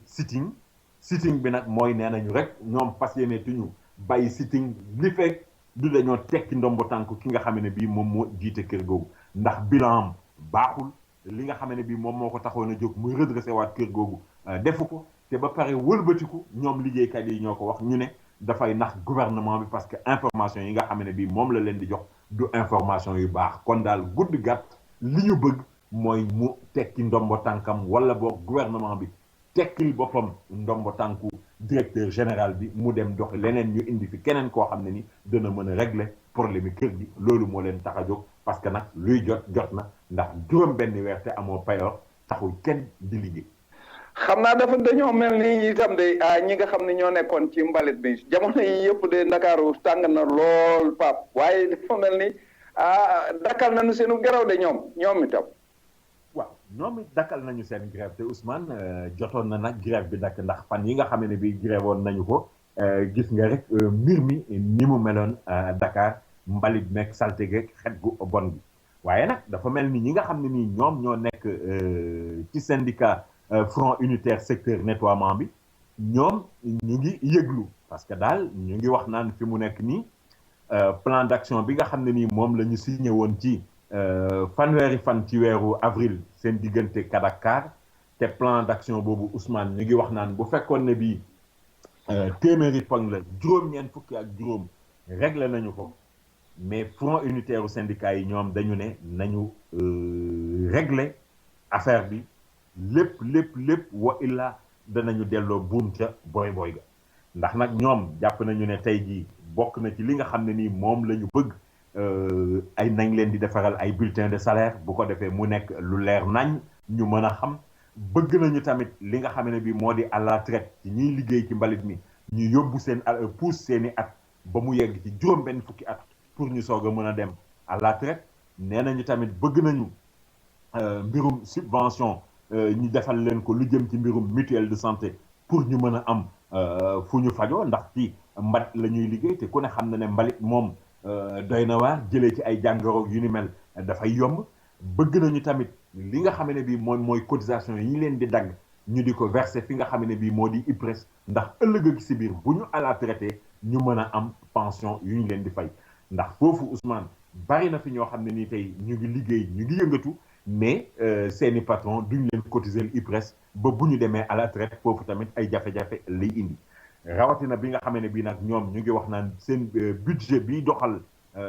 secteur bi ñu nekk fukki milliards ak ñett la woon dëgg la mujj nañ ko wàññi ba fukki milliards mais dañuy wax naan ñoom bu ñu xoolee li nga xam ne bii moom mooy seen masse salariale liñ leen di fay bu ñu ko xaymaa lépp motul benn milliard kon war nañoo mën a taxaw ci régler li nga xam ne bii moo di seeni problème comme nag Ousmane ñu ngi yëglu di wax naan bu ñu lijjantiwul seeni mbir du ñàkk dana am nu ñu def nañu ko topp rek ba xam ñoom itamit fan la seeni mbir di mujj. Pape beneen mbir a ngi bala nooy tëj wow yoon maanaam sénégalais yi itam ba léegi am na ci ñoo xam ne ñii bu ñu tëddee du ñu nelaw inondation yi ndax nawet baa ngi ñëw Pape. waaw ci lu leer Ousmane ni nga ko waxee noonu la amee de am na ñoo xam ne waxuma la bu tawee ñu jàq waaye bu xiinee rek sax ñu jàq ndax booy xool fu demee ni ki diwaanu Dakar commune bi ñuy wax Njaareem Limaamulaay ñoom commencé nañoo yëglu pour seet nan pexe la ñuy def pour mën a mucc ci ndox yi taa wala ni ñu koy faral di waxee mbënd mi rawatina bi nga xam ne bii nee nañu météo Afrique dafa wax ne ren jii li féetee sowu jantu Afrique nawet bi nar naa bari taw ndox mi nar naa bari loolu moo tax ñoom waa commune Njaareem Limaamulaay di wax naan daal il faut que ñu seet nu ñu delloo ni reconduire dispositif bi nga xam ne ni moom moo fi amoon daaw te tamit war nañu mën a yokk comité de gestion yi plan communal bi war nañ ci mën a boole ASC yi war nañ ci mën a boole délégué de quartier yi war nañ ci mën a boole imam yi te tamit logistique bi war nañu ko yokk te tamit jëm ci wàllu technique beeg budget beeg yu ni mel war nañoo mën a fexe daal noo xam ne bi dinañ dem ba même système de pompage yi site de pompage yi kon ñu wutaat yeneen site yu bees te tamit li nga xam ne ni moom la ñuy wax curage yu caniveau yi ak conduire yi ñu jéem a seet nu ñu koy doxalee ndax mën a mucc ci mbënd mi bu fekkee ne waa Njaareem Limaamulaay ci Ndakaaru ñu ngi wax loolu fu mel ni Thiès ñoom itamit lu ni mel la ñu xënte jamono ji ci toll ndax lu nekk mot téeméer ak juróom-ñaar fukk ak ñetti boroom kër yoo xam ne ñoom ngent la ñu nekk daje nañu def benn collectif di wax naan ñi nga xam ne bii ñoom ñoo jiite dëkk ba nañ leen bàyyi xel parce que waxoon nañ ne dañ leen di toxal yóbbu leen feneen foo xam ne nii du taa mais loola ba ñu ko waxee ba léegi gisuñu ci loo xam ne nii jëm na kër même autorité yu bees yi nga xam ne bii ñoom ñoo fa ne léegi tamit dara waa gare routière ba tamit loolu la ñuy wax ndax seen président ki jiite regroupement chauffeur yi nekk diwaanu Thiès mi ngi wax naan ñoom gare routière bi dañoo am problème day taaki biir day taaki biti parce que benn conduire boo xam ne nii waroon nañu ko fa def dañu ko mujj bàyyi parce que xëy na ay jafe-jafe moo fa am na benn avaloir boo xam ne doxatul moom itamit ba tax na ñoom itamit bëgg nañu ku leen dimbal nga gis ne rek kon Ousmane dëgg la nawet bi dooragul mais nit ñi commencé nañoo yëkkati seeni njàqare parce que mbënn mi problème yi muy indi dafa bari. waaw Pape kon ñu ngi lay sant ci loolu waaye lu ci man di xew da nga nuy may tuuti ñu delluwaat yëgle ji ay ajar te dellu si waat ci yow. demal te ñëw Ousmane. képp ku yaakaar ne expérience am na lu ko mën a wuutu boobu da ngaa demagul Africa Travel Management boo demee Africa Travel Management ba fekk fa Cheikh Diwane Sylla ak expert mu àndal da nga xam ne agence boobu rek moo lay wax ne la avion boo bëgg a demee ak fu mu mën a jëm muy South Africa Delta Royal Air Maroc njëg yi gën a yomb ñoo la koy wax la avion bi ngay demee Africa Travel Management mi ngi nekk fii ci New York 515 Madison Avenue ca 9th floor ba ci corner 53rd Street bu dee ca Sénégal ma nga nekk ca West Foire ci VDN bi immeuble numéro 147 ca premier étage ba ci Dakar Yoff bu la neexee mën ngaa woote fii ci New York 212 481 3850 wala ca Ndakaaru 221 33 820 6042 wala sax li gën a yomb mën ngaa dugg ci seen website www.myafricatravelonline.com. BHS bu New York li mu leen digoon ne dana leen gën a jege si fu ngeen mën a nekk ci Amérique tàmbali na di ko def directeur am Abdoul Aziz Sy ci Amérique yépp mi ngi leen di xamal ne Philadelphia adresse bi mu ngi nekk 535 South 52nd Street téléphone 215 863 8002 215 863 8002 Baltimore mi ngi nekk ci 5814 York Road 5814 York Road téléphone 410 387 2276 410 387 2276 Montréal itam adresse bi mi ngi nekk ci 95 Jean Talon Est 95 Jean Talon Est téléphone 514 419 81 22 419 81 22. boo bëggee déglu Papa Ndaw da nga ko mën a déglu ci seneplus.com. American Language Center mi nga xam ne moo leen di jàngal anglais moo leen di xamal ne ku nekk ci réew boo bëggee sa dëkk neex fa da nga war a wax làkk wa ñu fay wax moo tax mu ne leen bu ngeen bëggee jàng anglais ñëw leen seet si ko mi ngi ci locom yu bees yi 229 West 36th Street ci third floor bi ci diggante 7th ak 8th Avenue jege lool Penn Station fanweeri at ak juróom a ngi nii ñuy jàng anglais te jàngalekat yi gën a aay ci dëkk bi ñoom la ñu fa dajale bu fekkee ne da ngay door a tàmbali wala nga bëgg a bënnal sam njàng itam foofa nga war a dem te la ngay fay tuuti na lool moo gën a yombale ci dëkk bi yéen ñi dëkk Queens itam dem leen ci Jackson Heights ci 75-01 Broadway bu ngeen demee fekk fa American Language Center bu ngeen ci bëggee xam lu gën a leer woote leen ci 1-800 English 1-800 364 5474 1-800 364 5474 bu ngeen wootee laajte André. jërëjëf mbokk yi déglukat yi ba léegi ñu fàttali leen ni yéen a ngi déglu African Time ci rajo WPAT 9:30 AM ci New York ngeen di déglu xabaar yi ci ak yaatal ak Papa Ndaw dellusiwaat nañu nag Pape bu ñu dellusee dañuy dugg ci mbirum rapportu CNRA maanaam kuréel googu nga xam ni moo lënkale waxkatu xibaar yi ak ñenn ñi liggéey ci loolu Pape dafa mel ni rapport bi am nay coow am nay wax ak yooyu leeral nu loolu. waaw CNRA Ousmane du Conseil national de régulation de l'audiovisuel xam nga at mu jot dañuy def rapport jébbal ko président de la République et rapport ren bi nag jébbal nañ ko te biñ koy jébbal président it fësal nañ ci ne lu moo toll ci juróom-ñetti mise en demeure daal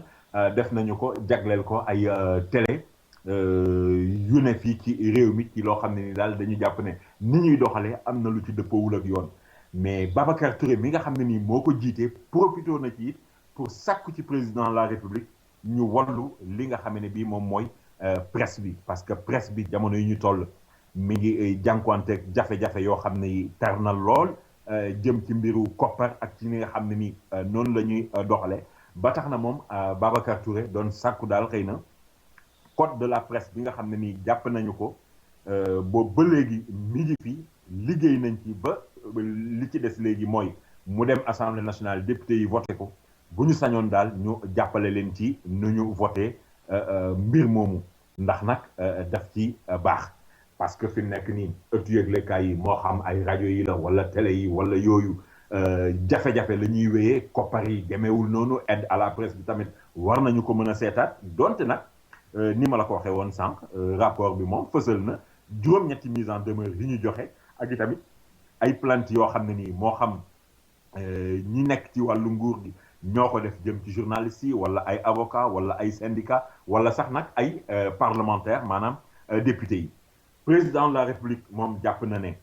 code de la presse war nañu ko mën a doxal parce que secteur bi war nañu ko mën a réguler war nañu leen mën a jàppale pour ñu gën a mën a doxal seen liggéey mais moom jàpp na ne tamit dépénalisation délit de presse yi daal war nañu ko mën a xoolaat parce que nag bu fekkee ne bii dañoo nekk ci réew moo xam ne nii dafa am yoon citoyen ordinaire yi bu ñu defee naka su dul noonu bu ñu sàmmontewul ak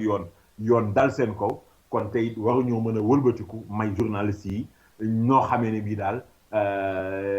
dañ bu ñu dépénaliser yenn délits yi mu mel ni ñoom dañ fiy nekk kon am sañ-sañu def lu leen neex te dara lu leen ci fekk loolu tamit war nañu ko seetaan donte ñenn ci journalistes yi ñu ngi wax naan waxuñu ñu def leen ñoo xam ne ni dañu fiy nekk ñoo xam ne dara du leen fekk lu ñu defi tamit dara du leen ci fekk en tout cas daal Ousmane jot na pour ñu lijjanti yenn ci mbir yi jëm ci jàppale bi waaye nag it tekkiwul ne journaliste lu ko neex def parce que loolu moom taxul kenn jóg.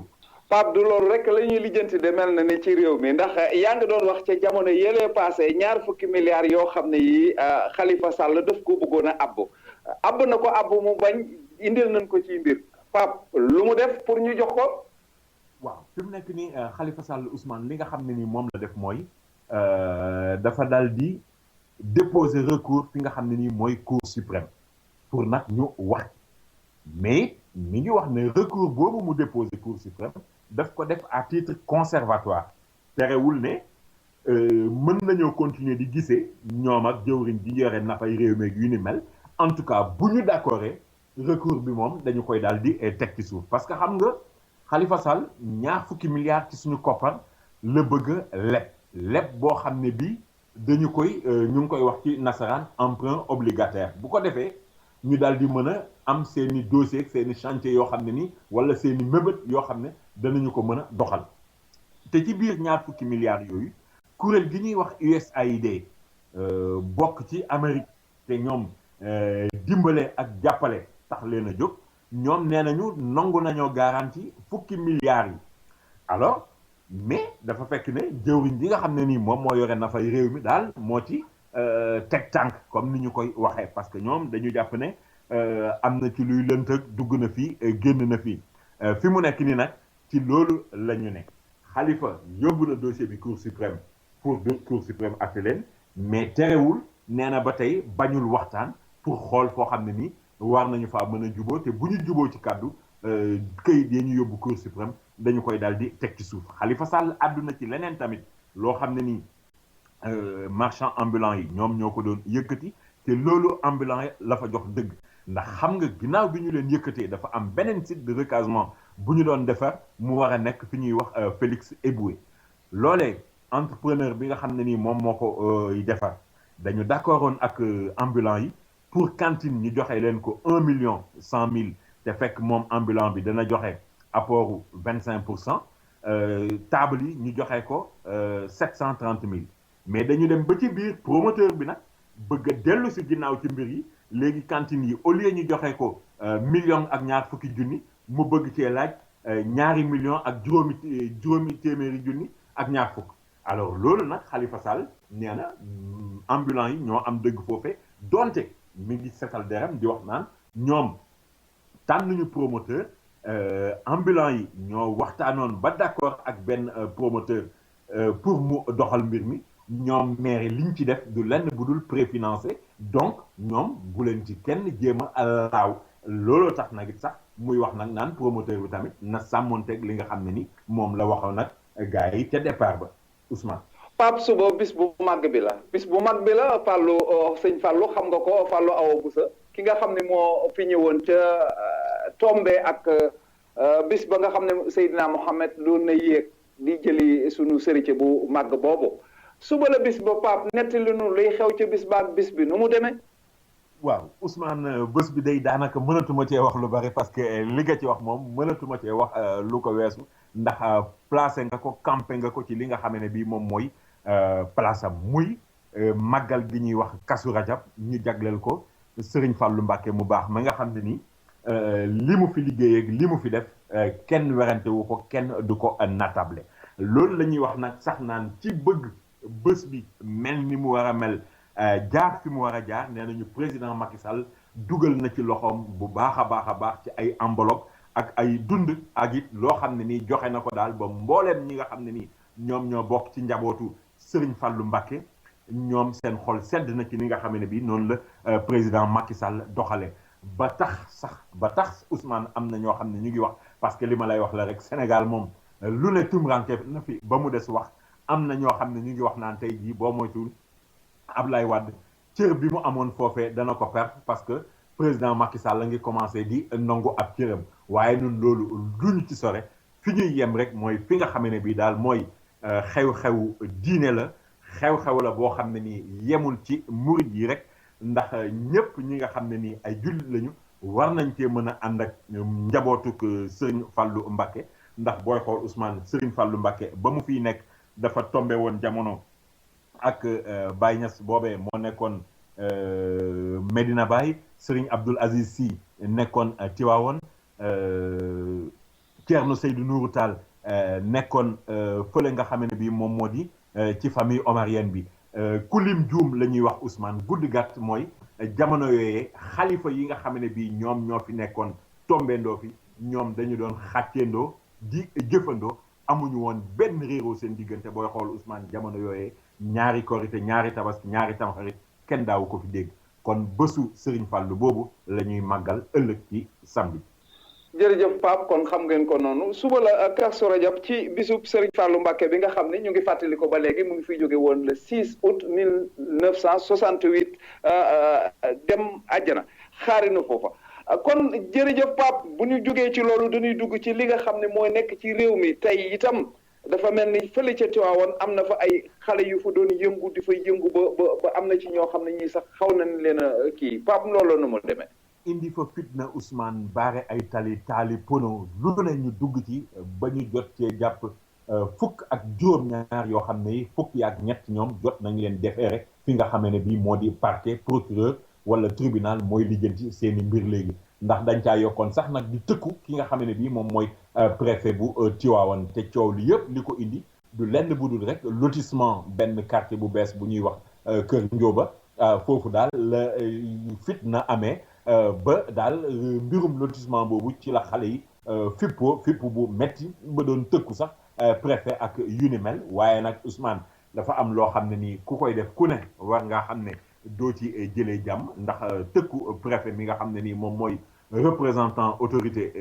publique bi autorité administrative bi foofee gis nga looloo tax sax loolu lañ leen di toppee menace à l'autorité administrative ak trouble à l'ordre public kon seeni mbir tribunal moo koy lijjanti léegi. Pape dafa mel ni xale yi réew mi yemunu foofu de ndax fee ca Thiès itam de police xaw na faa jonkonte ak xale ya fa nekkoon lu xew. waaw ay étudiants yoo xam ne yi dañ ñëwoon ne dañuy def sitting ndax xam nga booy fàttaliku aljuma jëlee ñu génn waxoon nañ ci ba wax sax ñi ci amoon ay gaañu ak ñi ñu ci jàppoon mais dafa mel ni étudiants yi dañu bëggoon na changer doxalin bi yoon ne duñu marche mais dañuy def sitting rawatina bi nga xam ne bii nee nañu benn ci seen camarades étudiants yi moom moo amoon ay gaañu mais ne mu nekkee hôpital régional Amadou Sakhir Ndiéguène du ñu gën ba tax ñu bëgg ñu évacuer ko ci beneen hôpital boo xam ne nii paj ma dana fa gën jàpp tamit ne li nga xam ne bii moom la ñuy xultoog di ko ñaxtu kenn faalewu leen ci ndax benn yoon le directeur de l'enseignement supérieur ñëwoon seet si leen te loola seet si booba yi tamit jurul lenn alors police nag ginnaaw bi nga xam ne bii jot nañu leen a may ba président bi nga xam ne bii mooy président conférence des présidents d'amicale bu étudiants yi ba mu defee discours am ba pare ci la police daal di tas mbooloo ma ñu dem fi mu nekk nii nag association parents d'élèves et étudiants yi ànd ak recteur bi ñu ngi jéem a seet nu ñu dellu see jàmm foofee ca université bi Ousmane nañ topp rek ba xam fu muy mujj. Pape xale yi itam dafa mel ni yemunu foofu ndax fële ca Médina Sabax yi itam xale yi yëngu nañ fa ba am na ñun ci teg loxo. yëngu Ousmane ba ñu jàpp ci fukk ak ñeent ñoom itamit ginnaaw benn opération de sécurisation boo xam ne nii force de l'ordre yi dañu ko doon def foofu daal ci la coow la jógee ñoom itamit jàpp kaw jàpp suuf wax naa la ko ginnaaw gi fukki arrestation ak ñeent mais mel na ni mbir mi ngi xaw a dal ginnaaw boo xamee ne bi kilifa diine yi ñiy yëngatu ci wàllu politique bi ak itamit kilifa aada yi ñoom ñëpp sol nañu seenu dal dox tànk jàmm ba jàmm dellu si fi mu nekk nii xale yi commencé waat nañu jàngi maire ba nga xamee ne bii moo fa nekk moom itamit sol naw dàllam dem seeti procureur di tinu ak di jéggalu pour ñi nga xam ne bii jot nañ leen a jàpp ñu mun leen a bàyyi dana na ko topp ba xam rek ndax procureur dana ko may nopp ci jéggaloo tinu boobu wala déet mais daal Ousmane li wóor mooy bu fekkee ne bii da ngay def njaaxum tey mujjee ci di ñu di la wutal njéggal ak di tinu nga bañ koo def te seet neneen noo mën a casser say droit daal defe naa moo gën. moo ne de Pape xale yi nekk fële ca bëj saalumu réew mi itam de ñoom itam kenn du dem bale lañu wax ñoom itam de am na yëngu bu ñu bëgg a yëngu. waaw loolu université bu Ziguinchor Ousmane étudiants ya fa nekk ñoom ñoo ne déclaré nañu grève illimitée la ñu wax sàkkaluñu ko ab mais li nga xam ne bii moom moo ci yees mooy dañu joxe rendez-vous altine bii ñu dëgmal 7 heures ci suba. parce que ñoom étudiants yooyu nekk ca université bu Ziguinchor li ñu bëgg mooy nee nañu dañuy doxee Ziguinchor jëm Dakar pour mën a waxi seen naxar xam naa ne nag Ousmane dox boobu moom du yomb doxee Ziguinchor jëm Dakar moom dana laaji ayu bés bu laajul weer ak lu topp parce que daal ñoom jàpp nañu ne dañ leen di ñàkkal fayda di leen mbalital te bugguñoo lijjanti li nga xam ne bii moo di seen jafe-jafe parce que nee nañu déjà àllub Casamance bi yaatu na lool université ba am na place mérité wu ñaan mi ñu dénk njàng mi yemu ca ma ngay dem Kolda naan dafay teg beneen unité de formation et de recherche ñoom dañu jàpp ne rek dañu leen di kall-kalle Ousmane nañu xool rek ba xam ndax dox boobu dana am wala ci yéene lay yem. Pape nañ fi bàyyi xale yi ak seenu yëngu te dem yëgle ji ay ajar te dellu si waat léegi ci yow. demal te ñëw Ousmane. boo amee sa kër te bañ a xuloog maçon da ngay contacter Sila Bois TP ndax boo amee sa terrain daañu ko vérifier domaine ba mu wër ñu seetal la architecte bu man mu defal la plan bu baax a baax ñu ne la 20% rek nga ñuy jox ñu daal di tàmbali defal le devis boo xam ne dafay leer bu ñu defee gros œuvre yi ne la sa 20% fu mu jeexee léegi nga joxewaat ñeneen ñi ñu ngi laaj 30 ba 35% moo tax ñoom ñu gën a yombale lool ndax la ñu jëndee ciment ba la ñu jëndee fer ba ak la ñu jëndee bois ak la cay dem lépp comme ñoom en gros lañ koy jënd boo ko jëndalee sa bopp mooy gën a cher fopp kon nag si la Bois TP nee nañ bu ngeen bëggee tabax seen kër ñëw leen seet si leen bu leen ci xuloog ay maçon joxe leen ngeen déggoo ci plan bi nga toog xool ba mu mat ba ca porte ya ba ca finition ya ñoom ñoo la koy meubleel sax boo bëggee te nag waxuñu ne rek buñ ko tàmbaliwul duñ ko yeggale bu fekkee ne sax da ngaa tàmbali woon ba noppi la nga doon def neexu la wala que la doon liggéeyal deful la nga ko laajoon demal ci Sila Bois TP ñu taxawu la yeggale ko ba mu mat sëkk ñu meubleel la jox la say caabi nga daal di daagu dugg Sila Bois TP bu ngeen leen bëggee contacter ci New York man ngeen a woo Cheikh Abdou Cissé ci Matlabul Fawzeyni ci 212 749 6585 wala ngeen woote ci Ndakaaru ci Sila Bois TP 33 855 87 75 wala ci cell phone bi 77 638 39 15 wala ngeen dugg seen website www.silabois.com. jërëjëf mbokk yi déglukat yi jërëjëf Papa Ndaw waaye jërëjëf Fallou Dieng Pape dellu si waat nañu dañuy dugg ci mbir mu tuuti ci politique ndax ki ñuy wax Mbaye Jacques Diop dafa mel ni partem de àndutul ak moom ci loo xam ne lii kenn xamul lu mu doon Pape loolu lan la.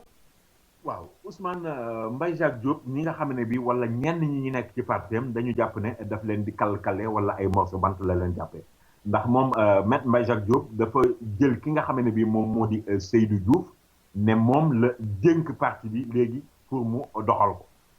fi mu waxee loolu nag ak fi ñu ko tontoo daanaka benn la ndax bureau politique bi ñoom itamit jot nañu génnee benn communiqué parce que nangoo nañ ci ki yore seen kàddu muy Yatma Fall ak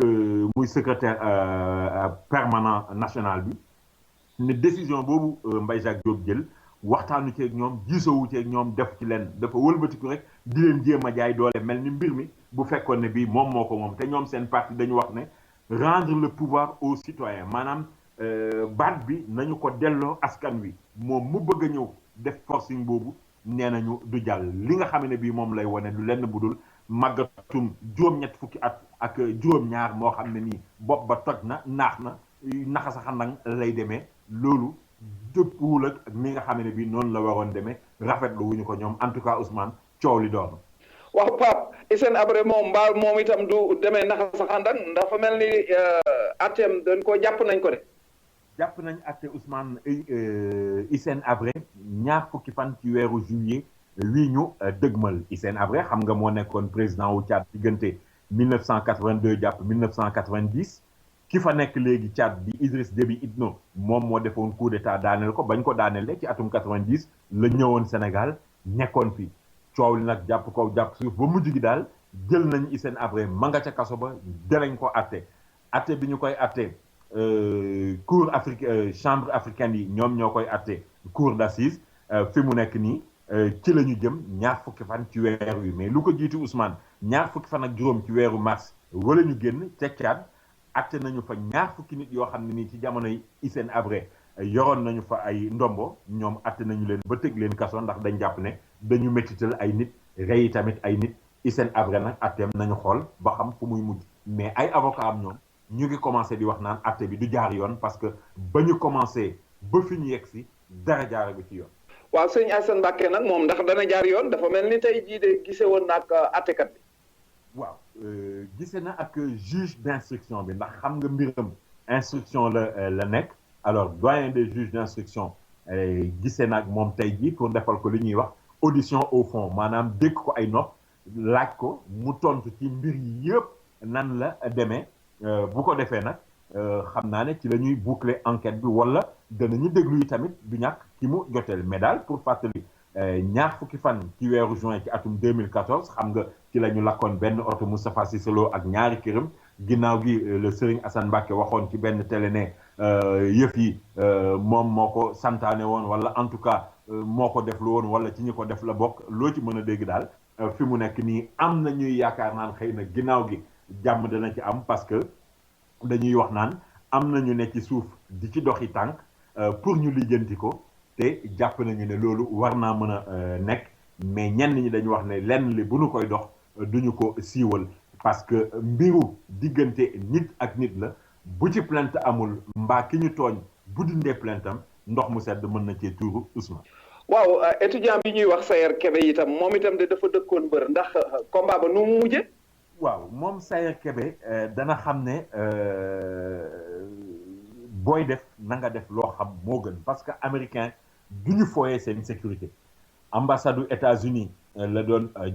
jotlanteel ci wàllu internet di leen tëkkoog di doxee noo xam ne daal di wane ne terroriste la yu ni mel xamul nag ne ba muy def loolu gars yi am nañu ay xam-xam ak xarala ki enquête yoo xam ne yi def nañu ko ba buñ xam ne moom la ñu ne ko ciix fi mu ne nii mi ngi ci kaso ñuy toppee mbirum terrorisme alors élèves ya mu doon jàngandool lycée Demba Diop bu Mbour ñoom jot nañoo def benn fanu grève pour wane ne du terroriste nee nañu dinañu def doxu ñaxtu boo xam ne nii jubluwuñ ci toj wala taal wala lakk mbaa yàq mais dañu bëgg sensibiliser nit ñi ñu xam ne seen morom boobu di Sayer Kébé du terroriste moom élève la day jàng mosul tardé cours te ren jii la war a def bac alors xëy na da doon jéem a fo mbaa di def loo xam ne lii la ko ci fekk ëpp na wala jégg na la mu yaakaaroon fi mu ne nii ñoom dañu koy jéem a jéggaloo ak di tinool maamam ji nga xam ne bii moo ko yari mi ngi wax naan cardiaque la te dafa am ay métitu bopp nañu ko dimbale balaa musiba di ko ci fekk loo ci mën a dégg rek Ousmane mooy kuy fo da ngay fooyee jal bi jalaan mbaa la nga buri mbaa nga dawal mbége mais bul jéem a indi ay fowu man terroriste la di ko jëmale ci ay ambassade américaine parce que ñooñu loolu duñu ko kafe duñu ko fooye Pape kii de moom itam li mu defoon fowuñ ko kafe wuñ ko waaye teewul Toussaint Manga moom de dafa mel ni mu ngi bëggoon ku ko yolomal ndax yolomal nan ko kenn yolomala ko Ousmane Toussaint Manga ak ñi mu àndal dañoo bindoon pour doon ñaan bàyyib nëgandiku mais bàyyib nëgandiku boobu ñu doon ñaan ki nga xam ne nii moo di doyen des juges bu Dakar Mao Sémou Diouf daf koo gàntal bokk na ci li nga xam ne bi fësal na wala tax na mu gàntal ko nee na jotaluñu ko woon agent judiciaire de l'État moo mel ni kon dafa am vice de procédure boobu nag ci la sukkandiku liggéentewul leneen sax dal di koy gàntal te booy xool gars yi ba ñu leen tegee ci roq ak léegi daanaka mot na ñaari weer bu ñu gàntalee waat LP bi Ousmane boo moytuwul danañu yàgg ci mbir mi du caageenu nag dañu leen ko yéene mais yoon daal fexe bañ a joteeg ñoom moo gën ndax la fa dugal nit génnewu ko fa li wolof yi di wax rek ngelaw dana dugal xot ci pax te du ko mën a génne. Pape kii day dugg nañ ci pax ñii itam de dugg nañ ci pax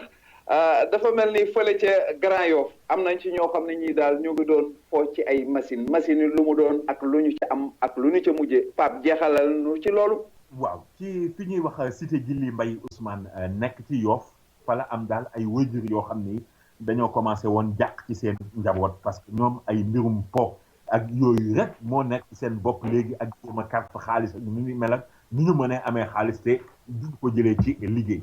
alors bi ñu defee enquête nag ci la ñu génne feeñal benn réseau boo xam ne ni ay réseau machine à sous la comme yooyu nekk ci casino yi nga xam ne ni da ngay ñëw dugal kifin rek di yëngal ay lii moo am noo xam ne nii bu ko génnee xaalis ba daal di génn nga gañe ko loolu la ñu wax nag mais réseau boobu benn chinois moo nekkoon jiite trafic boobu fi mu nekk nii moom la ñu feeñal mu mel ni rek Ousmane réew mi moom war nañu cee jéem doxalin yu bees mbaa ay ñaan mbaa jéem a xool ni ñuy yaraatee parce que ni nga xamee ne bi daal moo fiy dox jamono ji moom bari na ci loo xam ne ni dëppoowul ak la ñu xamoon dëppoowul ak diine dëppoowul it ak nay maam daan doxale Pape ñu ngi lay sant di lay gërëm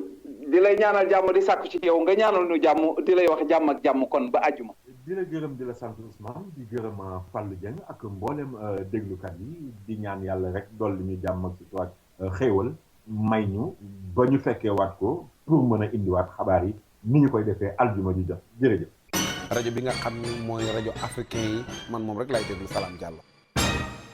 kon balaa ñuy jàll ci li des ci programme bi ñu bàyyi leen ngeen déglu benn yëgle bu jóge ci Serigne Bassirou Lo Ale Aram. Serigne Bassirou Lo Ale Aram yàlla dogal ni ñi ko yittewoo mi ngi ci këram Serigne Bassirou Lo Ale Aram mi ngi nekk ci 2955 8th Avenue ci corner 155th Street appartement 19B bell number 0046 téléphone Serigne Bassirou Lo Ale Aram mi ngi nekk 212 283 4141 283 4141 kon jàpp leen ko téléphone Serigne Bassirou Lo Ale Aram mi ngi nekk 212 283 41 41. ma yokkal leen ci numéro bu bees pour Serigne Bassirou Lo Ale Aram boobu it mën ngeen ko ci woo 917 242 3320 917 242 3320 917 242 33 20. kon mbokk yi ba léegi yéen a ngi déglu rajo African Time ci WP 89:30 AM ci New York.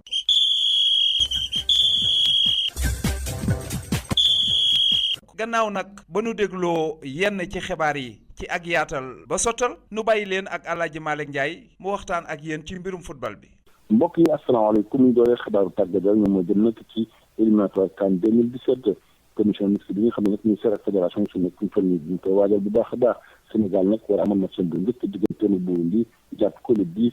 mbala le 11 mbala le 12 juin bi dégg na ci stade du président Senghor Niger moom mi nga xam ne kat moom Sénégal ñoo bokk pour moom am na entraîneur bu bees kooku nag mooy François Zaï mi nga xam ne moo fi nekkoon entraîneur bu Côte d'Ivoire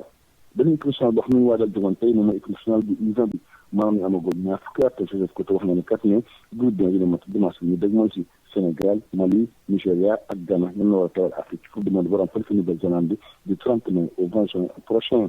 ñu wax ci championnat professionnel bi fii ci Sénégal ak tamit fii kat fi mu toll ñu ngi tax bu baax a baax jàmbaar nag moom moo jiitu Pikine moom nag ak Port ñu ñoo mujj ci international bi ministère bi dénk war a tàggat fay ci Côte d'Ivoire moom ndax xam nañ ko yoon nag ginnaaw bi nga xam ne kat fay ngeen prix yi nga xam ne moom la ñu waroon fay waa Côte d'Ivoire ginnaaw bi ñu jëlee Coupe d'Afrique gerte 2015 ba tey ci wàllu football ak tamit Ligue européenne des champions Barcelone ak Juventus ñoom ñooy finalu ñu jàpp ne final boobu jàpp nañ ko dina benn fan ci weeru juin di wax ne Barcelone moom dafa éliminé Bayern Munich Real Madrid moom dafa éliminé Barcelone dafa éliminé Juventus de Turin Barcelone dafa éliminé Juventus de Turin Barcelone dafa éliminé équipe bi de Bayern Munich Juventus moom dafa éliminé équipe bi de Real Madrid ci wàllu basket CNBS mu ngi waajal affaire basket war am ci biir ñi conférence de presse boo xam ne amaloon nañ ko ñaan entraîneur yi far nañ bu baax a baax ci li nga xam ne rek moom moo nekk nag waajtaay ñaari équipe nationale yooyu noonu donc def nañ le point bilan tirage au sort bi ci conférence de presse boobu sax Serigne Diop ñu jiite CNDS def yoon ci li nga xam ne moo gën ci mbirum wild card bi nee na kat loolu yombul woon waaye nag Palmarès Sénégal moom moo tax moo am lii di wild card na ñu prié ko ñu war a teew ci ndaje moomu noonu ci wàllu bëre lañ koy jeexalee Sëriñ Tyson nee na mu ngi teg ci ngàndam di bëre ba léegi kàddu yi ni mu koy ci ginnaaw nga def face à face ak Gris Bordeaux samedi ba ñu génn ginnaaw Tyson ñàkkee diggante ni Gris Bordeaux ñu fekk mu Tyson na li ko waral moom moo jëm ci ay erreur tactique moo tax mu ñàkk combat boobu noonu bu tey ci wàllu lamb ak tamit deuxième journée TNT Ama Baldé moom moo jiitu ginnaaw ba mu daanu Tapha Tine jël bi sa wet amul benn werante jos moom guy gi daf ko dóor mu daanu mu nekkoon El Hadji Malick Ndiaye fii ci Dakar pour African Time.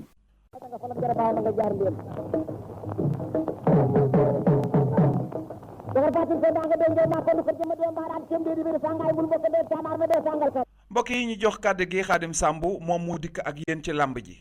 jërëjëf Fall ñu ngi lay gërëm bu baax di la sant di nuyu bépp auditeur African Time ci États-Unis Amérique di leen balu ak di leen baal tey nag dama xaw a soj baat bi xaw a naqari di wax rek ni xam nga ne jóg génn nañ ci bis pour làmb bu am solo muy dibéer ji ñu génn mu nekk bis boo xam ne bii mën nañu wax ne liñ naa course bi tokaar yee ko yàq waaye ñi ñu defoon ay tokaar ñooñu fóori la ñoo doon tokaar ndax xam nga ne diggante ki nga xam ni mooy sos ak guy gi sos guy gi daan na ko ñaari yoon benn bi daf ko daan ci bëri benn dafa dem baaraam yi jox ko victoire Albert Médecin mais ñetteelu combat bi nag muy combat démb bi ci ñaareelu édition TNT guy gi daf ko dóor mu jaaxaan bañ ci jógee nag la ñu ànd ak ki nga xam ni kii mooy Tapha Tine ak ki nga xam ni mooy Ama Baldé moom itam Tapha Tine amut benn Sénégalais bu ko xàmmee ndax liñ naa takkul woon ndax Ama Baldé daf ko duma daan ko mu nekk làmb joo xam ni bett na amateur yi nga xam ni yàgguñu ci làmb fàllu waaye dama leen waxoon ne Tapha Tine li mu indi contre guy gi su ko indee contre Ama Baldé mu takk du war parce que Ama Baldé ak guy gi bokkuñu boo dee xool ci kattan xool ci bëri xool ci vitesse xool ci mystique ak moral lépp Ama Baldé moo ko gën a def moo tax bi nga xamante ni bii boole nañu leen surtout kër boo mën a leen Ama Baldé mooy final léegi nag Ama Baldé ak ki nga xam ni kii mooy Ama Baldé mooy final ak guy gi ki nga xam ni kii mooy sos mooy final ak Tapha Tine bu ko defee nag ñoom ñaar bu ñu jeexalee nag ca la ñuy daje ka daan daal di yóbbu daan ubbi mu nekk nag bëccëgu làmb bu am solo mu ngi jëm nag alxames bi ñuy séenu incha allah le 21 ak àjjuma 22 ak samedi 23 ci drapeau chef de l'État mu nekk 16e édition ñu di ko amal ci Fatick ci dëkku président Macky Sall li nga xam ne mooy fukki diwaan yi ak ñeent diwaan bu ci nekk dana yónnee juróomi mbër ak encadrement technique bu tolloo ak juróom encore muy fukki nit kon ñu ngi xaar téeméeri nit ak ñeent fukk yoo xam ne war nañu ñëw Fatick alxames bu àndeek dogal yàlla ci drapeau chef d'État léegi nag ñu ngi xaar finalu TNT bi ci diggante Ama Baldé ak Gouye Gui waaye ñu ngi xaar diggante ki nga xam ni kii mooy sos ak Tapha Tine ndax loolu bëri na boo xam ni am na ñoo xam ne léegi ñoom dañ ne ci sos la ñuy miise parce que Tapha Tine moom kenn yaakaartu ko léegi ci xeeti bëri yi nga xam ni moom la mu jëf ndi bër si démb ba ci des nag mooy ñu ngi xaar daan ubbi kooku mooy diggante Bombardier bu Mbour ak ki nga xam ni kii mooy Modou Lo mu nekk combat boo xam ne bii combat bu doy waar la ci ñaar ñoo xam ni loo maatoo nañu ndax xam nga ni boo dee xool Modou Lo musul passé 100 kilos 105 Bombardier ay 140 150 kilos lay posé am na presque 2 mètres ki nga xam ni mooy Modou Lo mënut a passé 1 mètre 40 wala 1 mètre 35 donc daal loolu mooy li nga xam ne ni fi mu ni moo fi am ci semaine bii ñu dëgmal bu àndeek dogalu yàlla jërëjëf Fallou ñu ngi lay gërëm bu baax di la sant di nuyu képp kuy sénégalais wala ngay sénégalais foofu ci États-Unis Amérique di nuyu suñu xarit Dame Babou ak Anta Amar di nuyu aussi Yabal Guèye di nuyu Alaaji si la suñu xarit di nuyu Baye Mor Babou di nuyu nag grand place boobu nga xam ne ñoom Diop Madou ak ñoom gars yëpp foofu la ñuy nekk incha allah ak Iba Babou ñoom ci kër daam mooy le grand place Flondi bi di leen balu ak di leen baal di leen ñaanal Kawsara rajo bi nga xam ni moom la ñu dëgmal ëllëg ñu di ko def foofu ci États-Unis rawatina New York fii ci kër Serigne Touba gi nekk yàlla na ci yàlla sunu borom def barke ci barke Serigne Fallou. nga bëgg a déglu Khadim Samb ci mbiru lamb ji mën nga koo déglu itam ca seneplus.com.